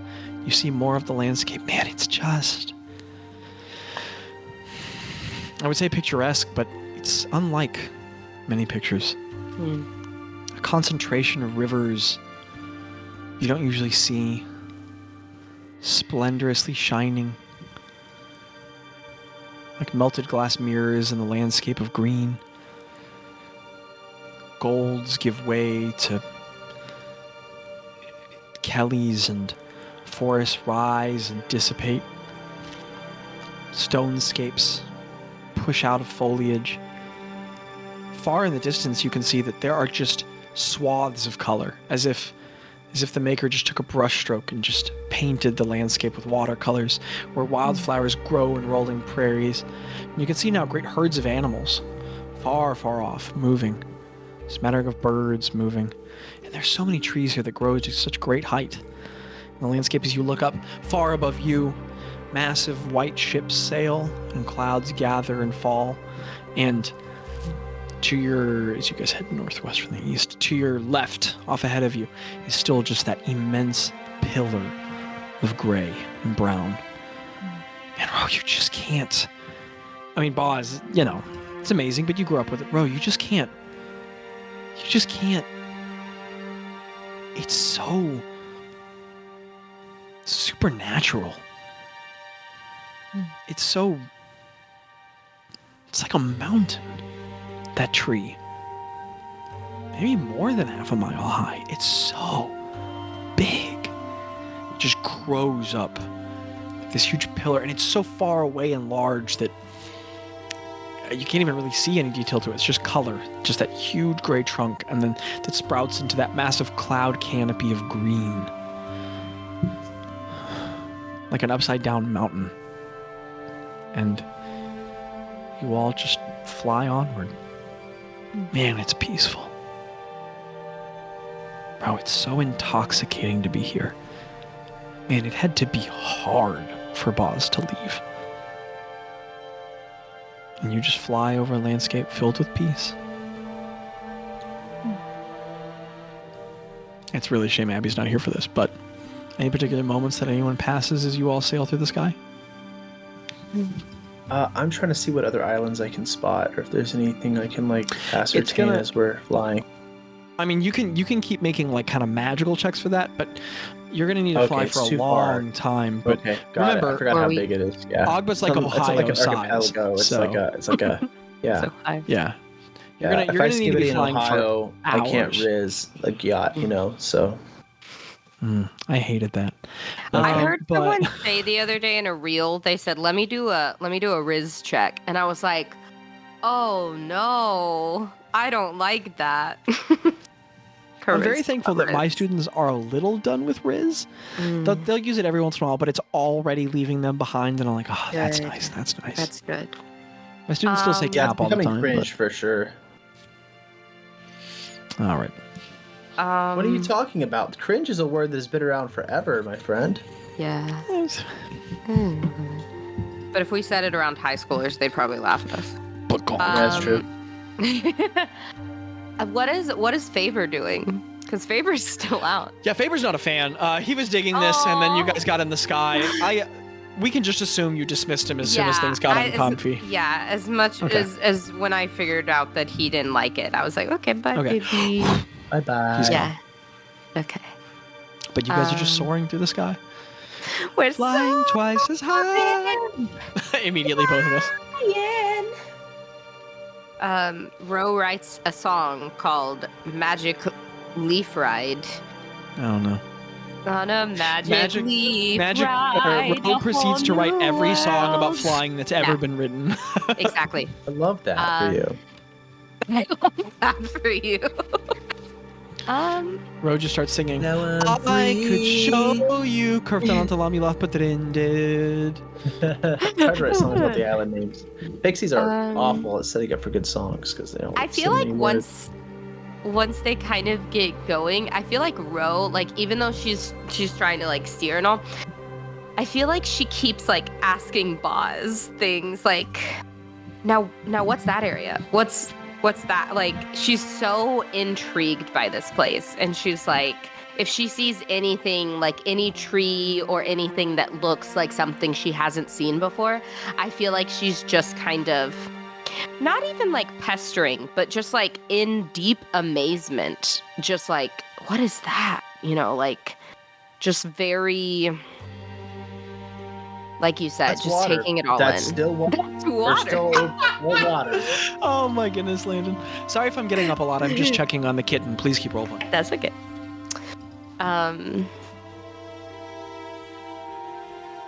I guess depending on how long we go, like, Ro asked Bazz, she goes, is there like, like when we turn into No, there's things. no kings here. Oh no, yeah, sorry. No. Yeah, what were you saying? Landon, Like you're on when like when we turn into things and like we have to be careful about, like we need to land after a while because we'll obviously turn back into ourselves. Is there like a time limit to this thing flying? That's a Or good question. I don't know. oh, cool. Nope. No, there is not, and I knew that because I'm Oh, smart. good. Because I was getting a little worried there. Like, what if we just fell out of the sky immediately? As long as you don't fall asleep, we're all fine. If you lose control and crash us into the ocean, then it'd probably be pretty bad. I'm quite awake. All right, I can just scream This is every just once in a while if beautiful. that'd be helpful. No, the beautiful views are keeping me Sure. awake. Yeah, I'm Okay. good. I mean, if you want to take over steering, and she like veers it as she's like trying to hand it to him. Boss is on the other Telos- end of the Telos leaf, kind so of tuned you out, so he's not paying too much attention to the leaf banks, and then he goes, "Ah!" He curses in Incinian. How loud is it up here?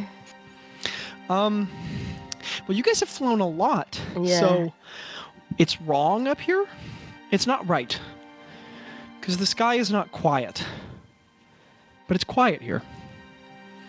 Is that? I mean, you can hear the breeze, but can I it's do not- like an Arcana check or something? Is that the carpet itself? Is that the leaf, or is that this place? Give me an Arcana check.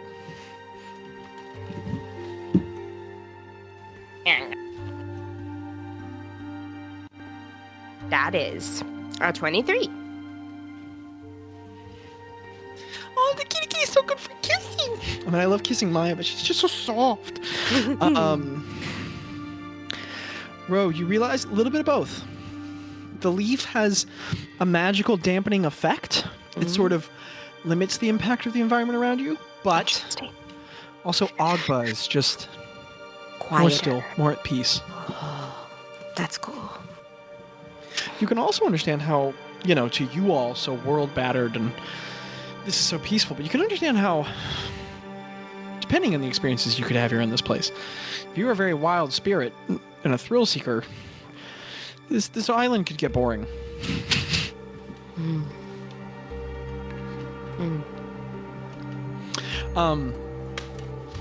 Y'all fly.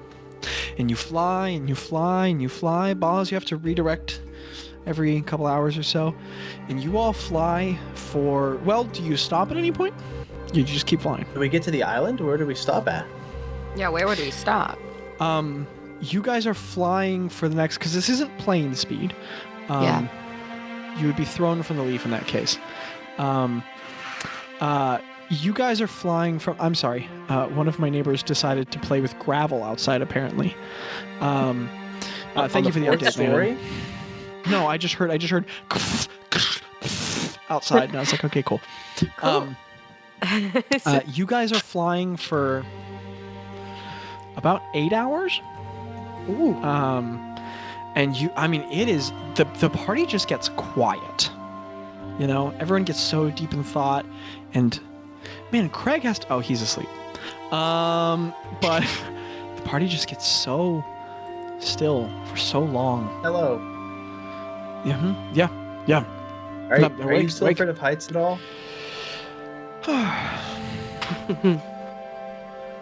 To be clear, yes. But also, I am starting to get a little used to it. And in a way, not that I'm not thankful, especially to you, Ra, but when we're on the Eagles, either I'm being carried in huge talons or I'm having to hold on to not fall off and die. So that's just kind of awful. Again, amazing that you guys can do it, but this is I understand that. As long as I keep my weight in the middle, it's really nice. We should invest in one of these, honestly. True. Like, if we can find one. I don't know where to find one. Like, start another business, like invest, or like get one for ourselves? No, I mean, like, get one for ourselves. Like, pay for... Like, find one and they don't invest... have money here. Invest our monies in it. Bazz, it's really impressive. Can you only get them here? It's a secret only the Deep Roots know, so... Oh, so you've only seen these... I mean, I've never seen them. It's really fascinating how quickly you've picked up general market capitalism coming from a culture with no concept of money. I mean, you have a knack for this, man. It's really impressive. Well, it's you solve problems. People care a lot about it. It makes them go crazy. What? I think in another life you could have been an accountant, Balls. Oh, well, thank you. That seems I don't know what that is. That's kind of a stretch. I mean, I also don't know like what that is. Spaghettiverous?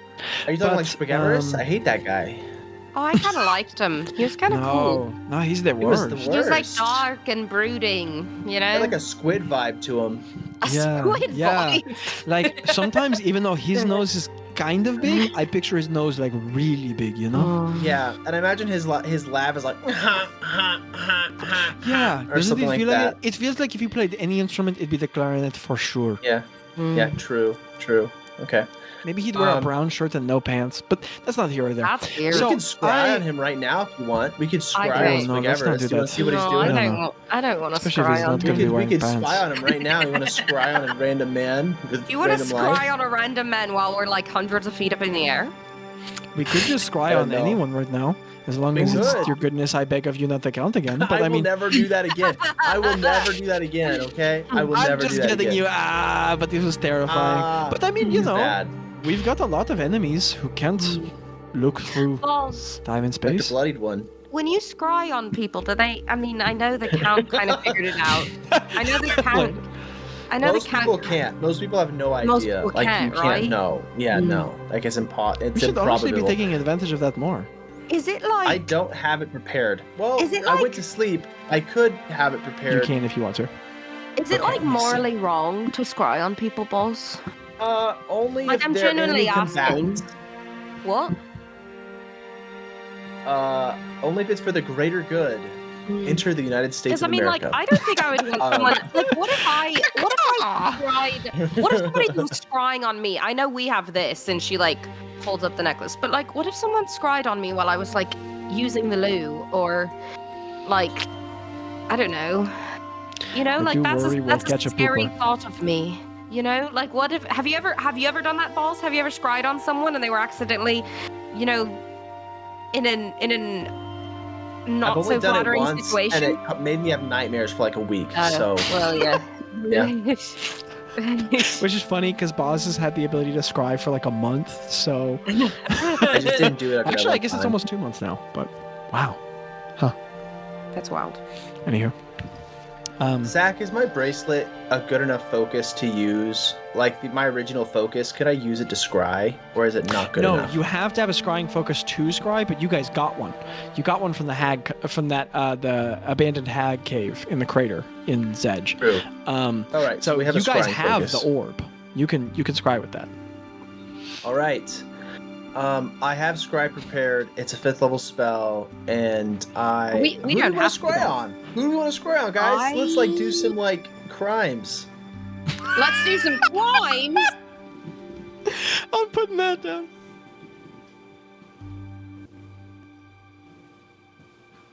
This is y'all. I can talk with Tello about who we could scry on, and you Yeah, I can think come that's- back. I think that's a good idea. She's like working on her steering. I'll be right All back. right. Absolutely. No All right. problem. No Right problem. No problem. All right. She has to slip. So Tello goes, I mean, as long as it's not anyone like hyper magical, I'm kind of good. I think it's even okay if it's like hyper magical. I just feel like the guy we chose to try it on first was like the one dude who could know. It was like the one guy. Bazz, he's so awful. Yeah. Yeah, he's pretty ugly too. I mean, I don't know that much about magic, but sometimes it just felt like he could do everything, you know? It looked like he could. He had so many books and stuff in It's there. awful. I'm sorry you had to like talk with him and stuff. Like, He owned me. I know. Not It's anymore. awful. Not anymore. He just gives you a half-hearted smile.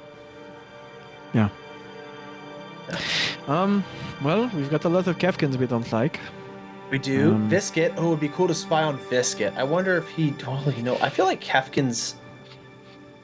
I feel like they've encountered things more than the usual people have, and I feel like somebody as conniving as Maybe. him might do a big angry. I don't know. I mean, we could try. What the Emperor? We also... So you think Visket can see us watching magically, but the Emperor can't? That's probably. Is the sure, Emperor? Yeah. What did the Emperor do? Is he like a weapons guy or a magics guy? I don't know. I don't I know. just heard the name. Yeah. We could certainly It could try. be a woman. It could be a woman. Well, I mean, no. I mean, I know you're not Dr. familiar with Pepper's him. a Emperor woman. Asgard Okay. is a man. It's I a man. believe. Okay. All right. But I don't know a lot more than that.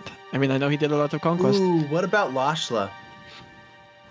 That could be interesting. That'd be pretty fun. Okay, that's a good option. The thing is, the less you know about somebody, the harder it is. So Visket would We've be got a better chance with. Yeah, like it would be very difficult because we don't have anything. Do we have his arrow? Do we have the arrow that he shot? You guys do have that in your inventory. That makes it more difficult for him to save. It's a -4 to his check, right? We could certainly do that. That sounded like an option. I also, Alright, that I was feel lame. like if Bro didn't have the magic necklace, Bella Andra would be scrying on us all the time. So maybe we kind of have the right to scry on her too. I don't know. She's kind of an No, ally. she got angry at me last time we talked because I was being a goofball and she got mad. I wasn't being a cool guy, but You're a we're goofy chilling goober. out. But I'm not gonna do that. Okay. Ooh, what about the Countess? Countess? No, I don't want to make her angry. And Paz, you have so many allyships. It's admirable. well, thanks. I mean, it's not bad. You're talking to a career schmoozer. I see the value. Hey, what does schmooze mean? Are you like your friends? It's Unsinian. It means, like you're making friends. It's like obsequious, like a sycophant. Okay. So who are the coolest friends you know? Like what are like you think about like the wildest friends you've ever met, like on your travels? other than the ones we met together. I've had some incredible experiences with nobles who are really wealthy and really insecure and want to show off their wealth. I've had some wild experiences with them. I've been to Nice. some parties that I honestly regret going to. Honestly, most of my favorite people are more kind of... They're not normal, but they're less that, you know? Yeah. I've met some sailors in Alabama who are really interesting. Obviously, there's the lady friend there. Did you have anybody that you were like, how do I put this? Working for the Count, is there anybody else that like you worked with him together where it's like you're a friend just because you both hated him like so much? Like you're both like forced to like... Honestly, it's part of the reason I got in so well with the Countess. She hates that guy. And now I kind of understand a little more why. I always assumed. But I always enjoyed being around her because she hated him. It was always painful to be around her because I was in her employ. And then I voluntarily went to his. And it's just... ugh. But... What made you change? What made you switch? he offered me more. He offered me better. He offered me a step away from situations that could get violent. He offered me a purely political career. I preferred it. But... Did you ever try to leave like on your own? Well, in the beginning, I thought it was business. And it was then, at first, politely, I tried to suggest changing our arrangement, parting ways. And at first they were insinuations. But he made it clearer and clearer that not only was it unlikely I would ever leave his grasp, but that, as we know now, retroactively, my loved ones could be forefoot. He made it clear that my father was not beyond his reach, which I'm still ever thankful that he is now. Thank you very much. And I also did work for him that made it clear later on that he was not a man to be trifled with. Never the wet work. My hands were always dry and clean, but he certainly had plenty of people killed or worse. So I understood rapidly that he was not a man to... He has his ways. I'm so sorry. I'm so sorry you meant to go through that. It's been just death in life to do this with you all. I mean, I've had so many moments where, if I'm being really honest, I pooped in my pants multiple times. Horrible. Yeah. Everything with Dolgoth. I don't like fighting. Everything. The giant bone monster? Ugh. But it's also been so freeing. Yeah. I mean, you're just as powerful as we are.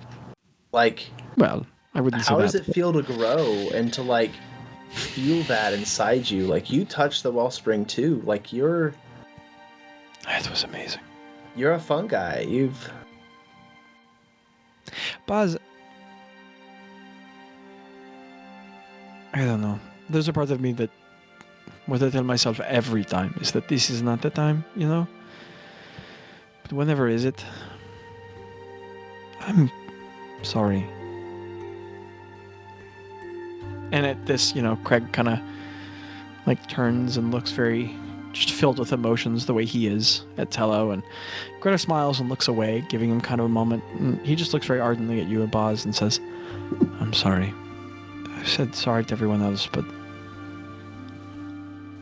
in some weird way that I can't put my finger on, but maybe now I understand.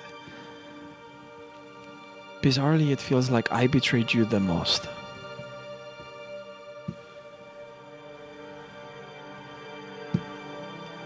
And he looks kind of over the edge of the leaf at the landscape. He says, now I kind of understood how much I betrayed you. I wasn't just betraying you, I was betraying all of this. I I didn't understand everything you were protecting. I was protecting one person, who I love very much, but you were protecting your whole world. And I understand now the deep magic, and I can't imagine what would happen if the Kefkins could come to this place. Or the Count. I'm sorry. You don't connect easily. If you will forgive me for being so poetic, you're like a flower, and you bloom very rarely. And I'm sorry that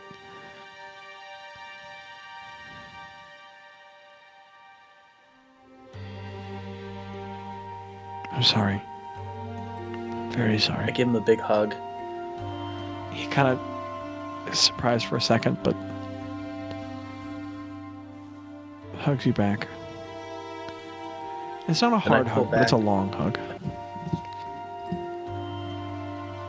I pull back and I look at him and I say, thank you.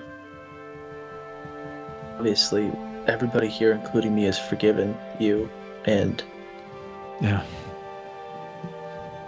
I mean, I think that, we met God last week. Yeah, that's pretty crazy. Wild. And I mean, part of me, this might be Ro rubbing off on me a little bit, but like, I think you were meant to come with us. I think you were done with your time of being under his grasp, and I think the Maker was ready for you to move on, whether the Count was ready or not. So Ro's been quiet this whole time, but you just kind of like she's like kind of has her head ducked so that she's steering, but you guys kind of hear just some sniffles from her listening to this conversation the whole time. Tello listens very intently to a moment for what you're saying, Bazz, and looks away from you again over the landscape, toward Agba, toward the big tree, and he says, yeah, the Wellspring was...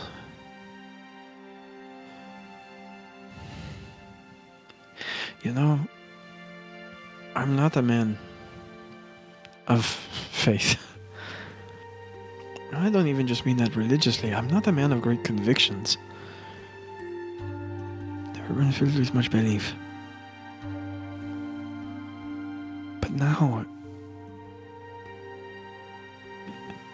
since you all, so much more than ever before, I don't know what to believe. But I don't mean that in a bad way. It's like I traveled all the world and I never saw it. And my eyes feel so open now. And I can't take it all in, but it scares me less every day.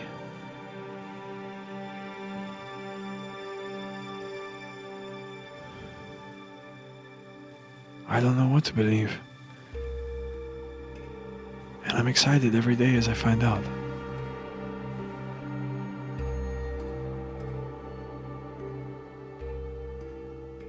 I used to think that you all were a means to an end saving my father. And then I believed that you saved me. But having brought me to the Manabis, to the Maker, to the temple, to the woods, the things I've seen with you, I fire an arrow. I do some magic. We're not the same. And I don't even mean to say that you all are better. I mean, I'm good with words. But I do see it all differently now. I don't know how much I believe in my grand destiny. But I do believe in this. I believe a little in us. I think this entire journey, I feel like we've been just getting to know with the emergency that's going on, the threat, the existential crisis that's seemingly growing from every corner of the world. And it seemed like nobody was in a rush to fix it. It seemed like we were the only ones who knew. Or the people that did know basically just, are trying to do what they can. But for a long time, that caused me a lot of stress. And it still does. It still does. Yeah, me. But I think that meeting the Maker and seeing that he's not freaking out, he's not in a rush, sometimes makes me feel that maybe it will be okay. Maybe he's not in a rush because he doesn't have to be. I don't know what that means, but I don't know. I don't know. I've always been really afraid to die. Still am. Same. Still don't wanna. Nope. I'd like to live a very long elven life. I've drank a lot of wines, but I want to try more. Sure. I'd like to travel to some of the beautiful, nice places of Yellowbend. This is incredible. Maybe I'll retire here. Your sister's kind of cute. Just kidding. Once the But neighbors move, you can You what? just live in the house. What is it? But point being that even though I still really don't want to die, I'm so much less afraid now. And I don't think that's because I still don't want to die. But I think it's that I've never felt like I had something worth dying for. And if I died alongside you all, if I died protecting Gretta or stealing something from Craig, that would be worth dying for, you know? Yeah. Same. Thank you, Bazz. I forgive you too for that time you accidentally bumped into me when we were walking. Yeah. And he just looks over the landscape again. True. His sense of humor very intact. Yeah. And the fungi sail on. Oh, Bazz, do you do any sudden scrying or not? Oh yeah, Maybe a little thing? Ro, I'm glad that you got the steering under control again. We're gonna go scry on Biscuit since we have his arrow. It'll make it easier. We're gonna scry on Biscuit. As you say Biscuit, like the leaf veers a little bit. Like she loses a little bit of control for a second. Biscuit, huh? Yeah. Because we met him and we have this arrow, so you know. Well, yeah, no, I know, yeah. You remember, yeah, okay. I don't want to say it's quite like, Telos. I mean, we were talking Experience about it. with the He's not counts, magical, right? Yeah, he's not magical. He's just mean No, he's just really awful. and grumpy. What is he gonna do? He's like just See the us? worst. He's just Yeah, the he's pretty worst. sucky. Can we see too, or is it just you? Just the person who's crying. Can I Just like hold me. on to your face and see it? No, no. Okay. No. I didn't know how that magic worked. Okay, yeah, that's fine. Just be Yeah. careful. I really hate him. Okay. Greta just goes, and she pulls out the orb and hands it to you. My saving Not throw that orb, makes but me the other spell orb. save DC. Oh, you guys don't have the other orb anymore. 18. My spell save DC is 18. Okay. Since I have met him, he does not get a bonus modifier, and I believe he gets a -4 to his save because of the thing. So I hold the little orb ball in my hands, the hagrific orb of scrying. The Hagrific orb. That is so its name from now on. The That's hagrific orb of excellent. scrying. The Hagrific orb. And I go, oh Orby, show us Show this us the Zorby. Show us the Zorby. And I No. scry out Zorb. Plot twist. No, I'm just kidding. No. That'd be a different session then. Okay. Excellent. So, Bazz, You hold the orb in your hands. You mutter in deepest speech, and you all watch as the roots of Bazz's fingers grow around the orb until they wrap it up. And all this rainbow light starts playing all over it. And Little Bazz's twigs eyes kind of start going flutter and around roll it back. as I Heck yeah. And as those start to blossom, Bazz's eyes flutter and he kind of zones out a little bit. And I'll make the saving. What's your save, Bazz? 18, and he gets -4. Bazz, your vision melts away from the sky in front of you. And it resolves now with...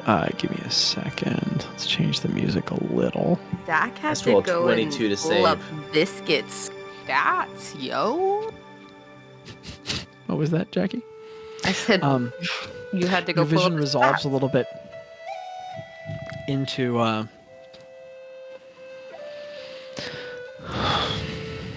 You gonna show us that he has kids or something? I swear if you do that, Zachary, I'll never forgive you.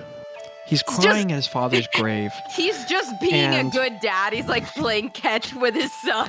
You come back and he just goes, I do it all for you, son. And then he picks up a kitten in one hand, a puppy in the other, and he just goes, let's feed the poor. Your Oh my vision God. resolves with not simple monotypical colors, but a dense array. And your vision moves to a cityscape.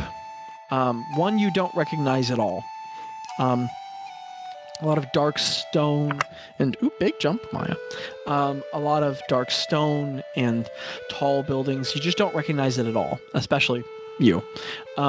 And Visket is the sort of third person up behind him, trailing.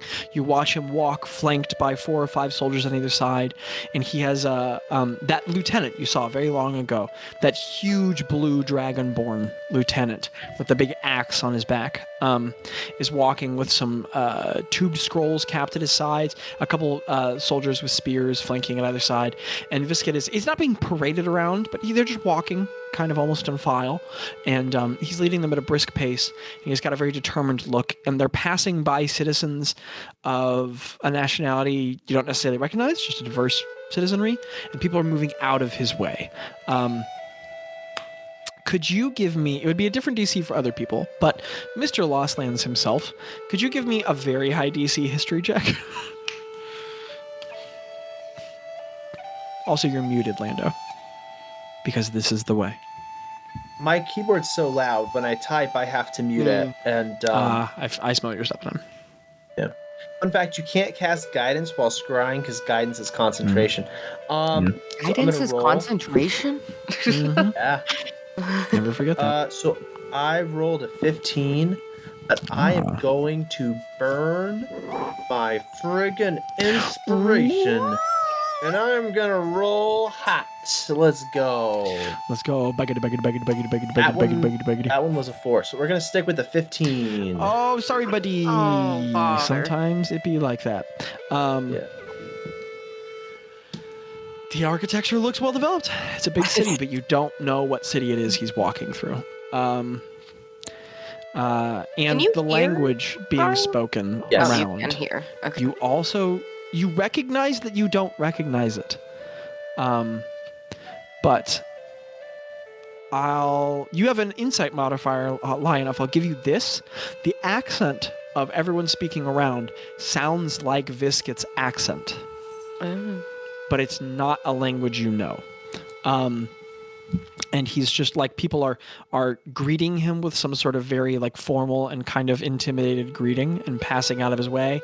And he's not like shoving people aside, but just where he walks, people move.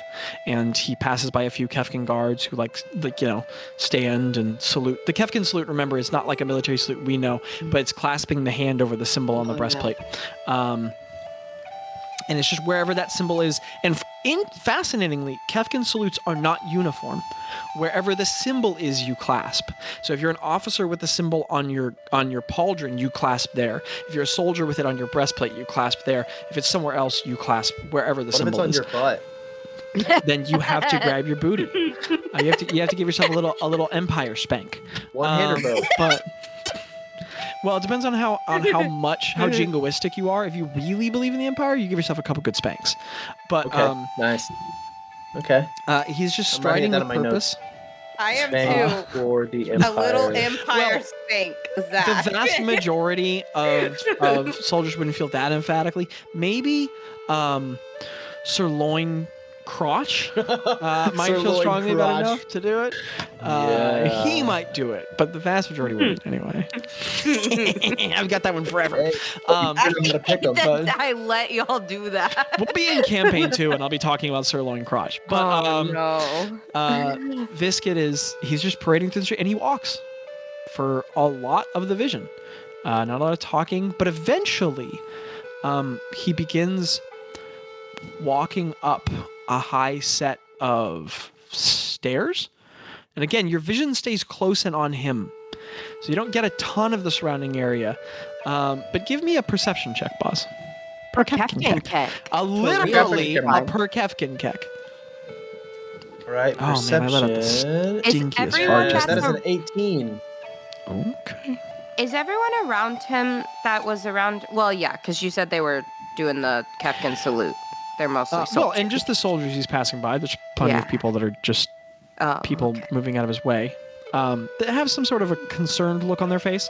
You get the feeling that he's not in Kefk, but which also makes sense because his accent is not very Kefkin. So that's not much of an insight there.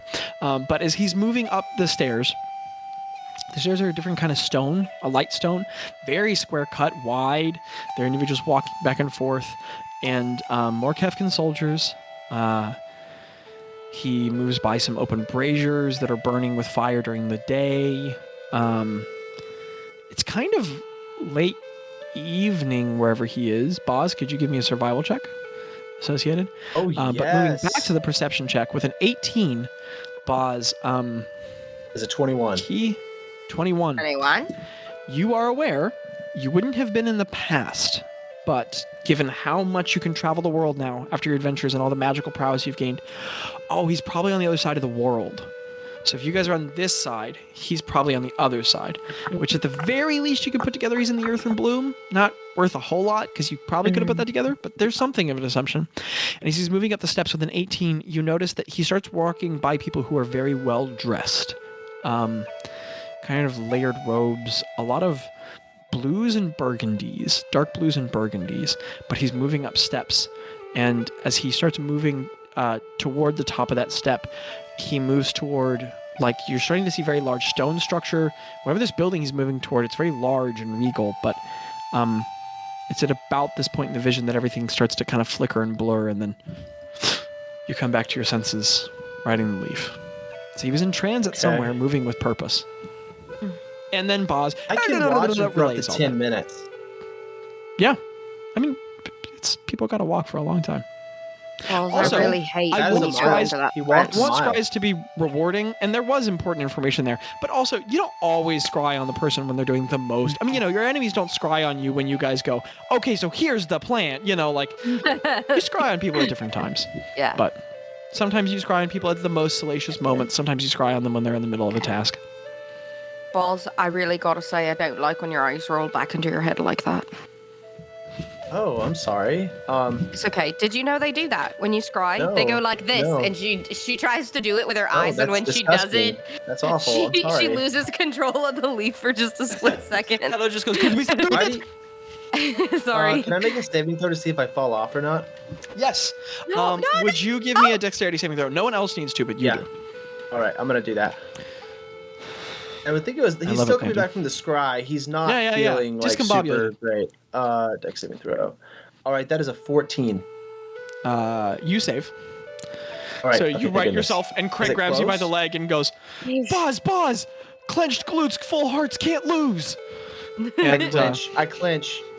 okay, I don't good. clasp. But you guys have the information, and at this point, the sun is starting to dip a little bit. You're moving toward Kalilan 9, and it's starting to be evening. And you are starting to. You've lost sight of Agba long ago, the tree, and the landmass is starting to taper down, and you're starting to see in the horizon blue. So you'll get out over the ocean tonight.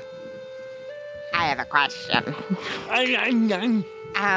as Bazz relays this and Ro asks for every detail, can I do a little check to see if I can figure out what he's talking about? Where, maybe? Give me either an investigation or a strategy check. Oh, strategy. Try and make an inference first. If you succeed that, you will then be able to make a much... So we'll have a high DC for that first, and then a low rumors check if you succeed that. Okay, well, strategy and investigation are the same for me, so I'm going to do strategy just because, I don't know, have we ever done a strategy one? Like maybe once or twice? The second. Oh my gosh, I'm not even kidding. It was Jackie, a nat stop. 20. That was a 25. Guys, that was my Jackie, third nat 20 this session. Your average for this session is almost a 25. This is insane. What just happened? What is happening? You are go to a casino, but also don't. Ro, Earth and Bloom, Square Stone. You don't even need to make the rumor check now. Okay. Burgundy and Navy. Burgundy and Navy. Those are the royal colors of the royal family of Yazlan. Oh, I know all my royal family. He's in the Yazlanian. You know the royal families. He's in the Yazlanian capital. Oh. I relay this. And you know what? This information. Oh my goodness. I cannot stand that I'm telling you this. But because it was specifically a strategies check. Yeah. And because you have keen mind. Give me another strategies check, and it's going to be lower DC. Okay. This specifically is a strategies check. She's thinking super hard. Like And I you give give her her guidance. guidance. Dang it. Craig does it also, even though you can't have it twice. Even though we We can't. both clinch. That's how we give guidance. Both of us, we clinch. Clinch! Clinch! Clinch! Okay, with guidance, I got a 15. Okay, yeah, that's enough. No. Ro, you go. Okay, he's part of a committee to find adventurers. He was sent on it by Lashla. The Empire's retracted back into their borders to protect themselves. Lashla always stays in kingdoms for conquest. He's probably going to report to Lashla in Yazlan. Lashla's probably in Yazlan right now. That's what you're able to infer with confidence. Dang. I relay this, and like Ro relays this to them, like weirdly excitedly. Like she's so excited that she figured I'm this attending puzzle. to Kitty, but keep role playing, and we'll end the episode soon.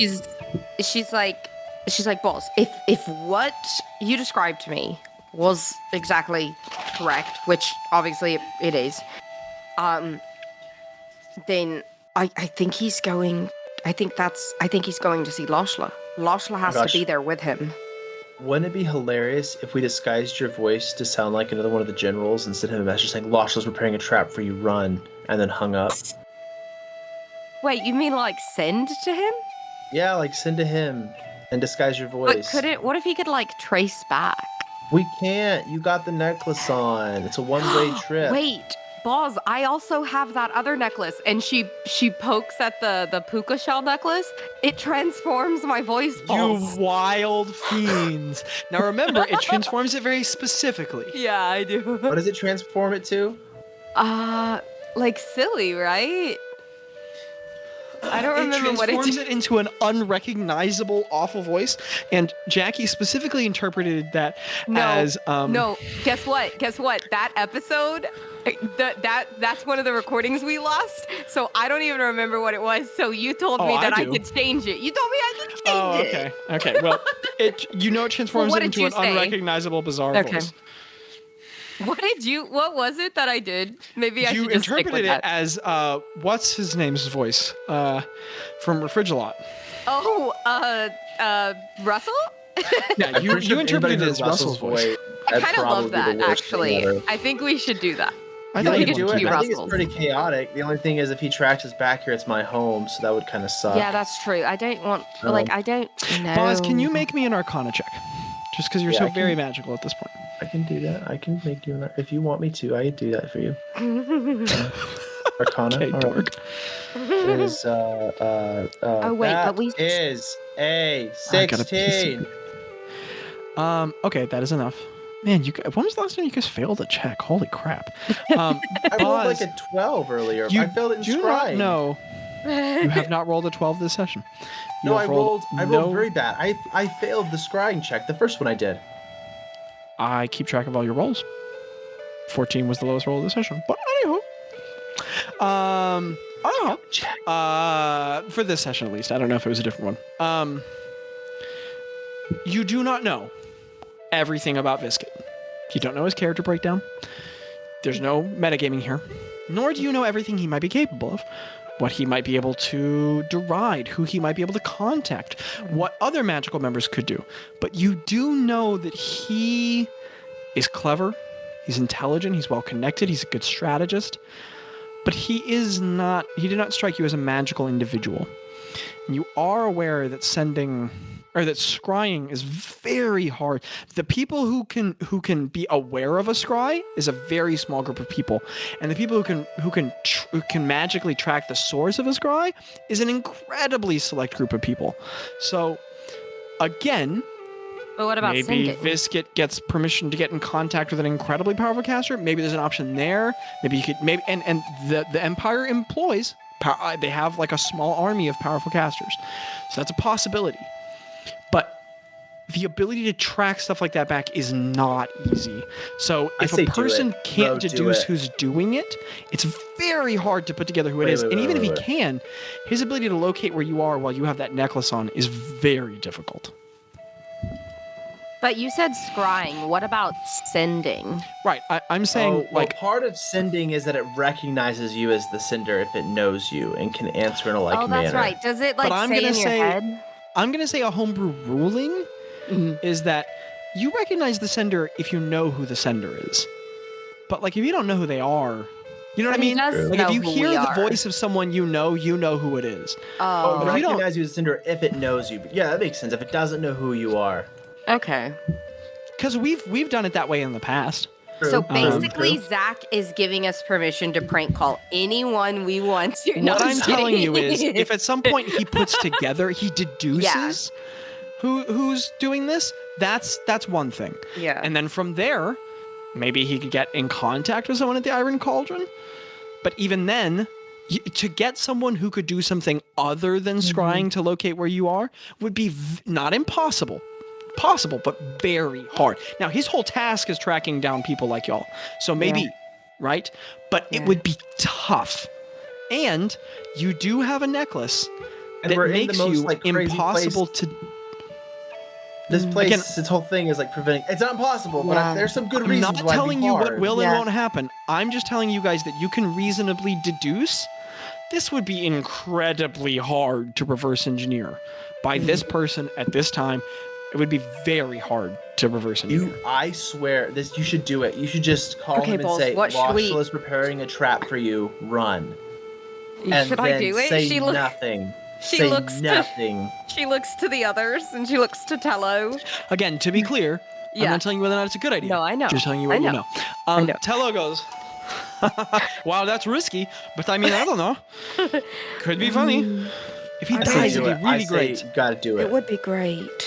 Plus, And it would be interesting to like create some tension within their that's not very believable. Losh was preparing a trap for you. What's one sentence we could tell him that would like Tello's just rubbing his increasingly full goatee and his this is something I should really say. He is not there. But Tello is halfway to an afro right now. Like it's gotten thicker and he's just letting it as you guys are traveling. His goatee's fuller. He's got a wilder look right now. Things are a little more funky and it looks pretty good. But as he's sitting there rubbing his goatee, he goes, look, if there's one expression I know from my time with you all, sometimes you have to risk it for the biscuit. Oh no. What if we said Loshla's been compromised? I like the word compromised. Like compromised, like she has to go to the bathroom, or why would he be getting that message? Because he's going to her right now. Oh man. We don't have much time. If what you said, he was walking up to the steps, and that means he's he's halfway like talking with her, and someone's like, He just walked for a mile, and he's still walking full speed ahead. He's not. He's there's fine. stairs. It's not There's a gonna lot of be. stairs. he's like. It's just full He kung gets fu a panda. message. It's just halfway up, like, I really got to work on my cardio. So we could do that. That'd be a little bit more risky. I feel like that would be something that he probably would be shrug off unless he has otherwise. But we also could say that his dragonborn friend is compromised. That might be. Do we remember his something. name? Do I remember his name? No, we Never don't know got his it. name. Would I not know his name? I mean, the fact that we know that he's walking towards Lashla might Give me- communicate. There is some amount of reason to Yeah. this. Give me a Rumor? Rumor? Let's check. This Or is not history. going to be a low DC. It'll Yeah, be I low. know. This is not Why going to be don't low we DC. say that we're somewhere else? Like, why don't we tell him that we're in like, Zedge? Like the or- fun not guys are Zedge. in Yeah. Zedge, go get them. Meanwhile, Yeah, I have to something go like all the that. way back Yeah. to Festival of Fettles to get this detail. Okay. What do I do? What do I, You have to Is follow it your a- heart. no, what kind of check is it? Rumors. Oh, okay. Well, I didn't like my roll, so I'm going to use my inspiration. Oh, how I'm about using this? it well, did I? Lashla is working with the Warriors of the Well. Oh, that's much better. That's ambiguous. I doesn't know No, what I that mean, means. my roll was much better. I'm sorry. Jack said, no, I like your idea, but No, I Wow, like your okay. idea. Then it also points him towards no, them. because I don't want to get the Warriors of the Well like in any more trouble than we They're all are. fine. is that They've- possible? Well, I don't mean, think that's possible. I think I I gotta- don't think they can have any more heat on them than what we do. I got a 27. Why do I even try? I'm so dumb. Okay, 25, that's really hard to do, 25. You are aware that it was Major Skir. SQYIRR. And, as you well know, this is the lieutenant over Captain Bordrin Helmson, your friend from Honkov. What if we don't even say working? What if we just say speaking? Like she's Speaking speaking what? with the Warriors of the Well. Yeah, but that means that maybe she just caught them. What if we use? What if? Did you say skier? Guy, how do you say it? Skir. Skier. What if we? I remember his name, boss. Skier. What He'll if we die. say? He will get killed. True. And we don't know if he's really that good or bad. He could be a good person. I don't know. I mean, he is a kef. But We've said that about two cool people that we met that were kefs, but whatever. I didn't think they were that cool, boss. You liked him. Okay. Eh. What if we said Skier and Loshla were having a romance? Because I feel like that would be frowned upon. A voice pops in your head and says, "You're your boss and your assistant." Own it. Onan. Just gets out of your head. You're your boss thinks your right hand is cute. A voice pops into her head and goes, "Hi, do you think I'm cute?" Why is it Despus though? But your person is just going, "Oh, that's good. I think you're stupid," and then just Okay, Balls, what do you think? Loshla is what? I don't want to push you guys, but we are ready to. Yeah, do this final mission? answer. We spent a lot of time Yeah. on this. Yeah, final answer, Balls. I think it should be something Maya, with she's Lashla. not doing anything. I think it should be Lashla is. Ooh, it gives something about him. Like, if he, like. What if I say this Loshla is not who you think she is right now? This Lashla is not who you think she This is. Loshla is not who you think she is right now. What do we think? I say follow your heart. I say call and do it. Do whatever I you say feel we like. do it. I say we do it. That seems sus enough that maybe he thinks that she's someone else in disguise or Yeah, whatever. Yeah. It's Okay, like let's do it. ambivalent. Yeah. Do it. She puts on the I want to necklace. rename this episode 116 Brisket for the Biscuit, but I think we have to keep it so far so fun, guys, because that's very appropriate. All right. This is very fun, guys, to do this. This is very fun, guys. It's very All right, fun, bro. guys. You This ding, bing, bing, Oh, and I on your have the loop, puka shell and you necklace squeeze on. the That's puka it. shell necklace, and it just goes. Blah, blah, blah, blah, blah, blah. Get this voice on. Yeah, there Okay, you I'm ready. she was like hitting pitch. All right, bro, you feel a connection. Come on, go for it. This is player, not Ro. This Lashla is not who you think she is. What is this? What does that mean? Why you speak? And then I cut it off. I heard a voice. I cut And- off the connection. Well, yeah. you hear everything they say. okay. You hear all That's 25 true. words. Yeah. So. It's a voice. No, I don't know who. That's all you get. I love that. And Rose relays, she's like, yeah, he was really confused. Yeah. But she says it in Russell's voice because she still has the necklace on. Oh, still activating the necklace. Really confused, you guys. Oh, sorry, guys. Let me take this. This Lashla is not who you think she is. Why I does hate that he sound voice. like JoJo Siwa? I just realized you sound like the voice people use when they mock JoJo Siwa. Dream guest on my podcast. I'm one of my exes. And on that very fitting note, flying through the sky, prank calling Kefkin lieutenants. That's where we'll end episode 116. You guys gain 0.04 levels, usually be 0.02, but I think there was enough extra stuff that episode. You earned a little extra XP. So what levels are everybody at? 0.04. 4? That would be 612. We're at 11612. Yeah. Whoa. Okay. Well, on that note, we'll get squibbity quibbity. Listeners, life's an incredible adventure. And you're a gosh darn important part of it, dude.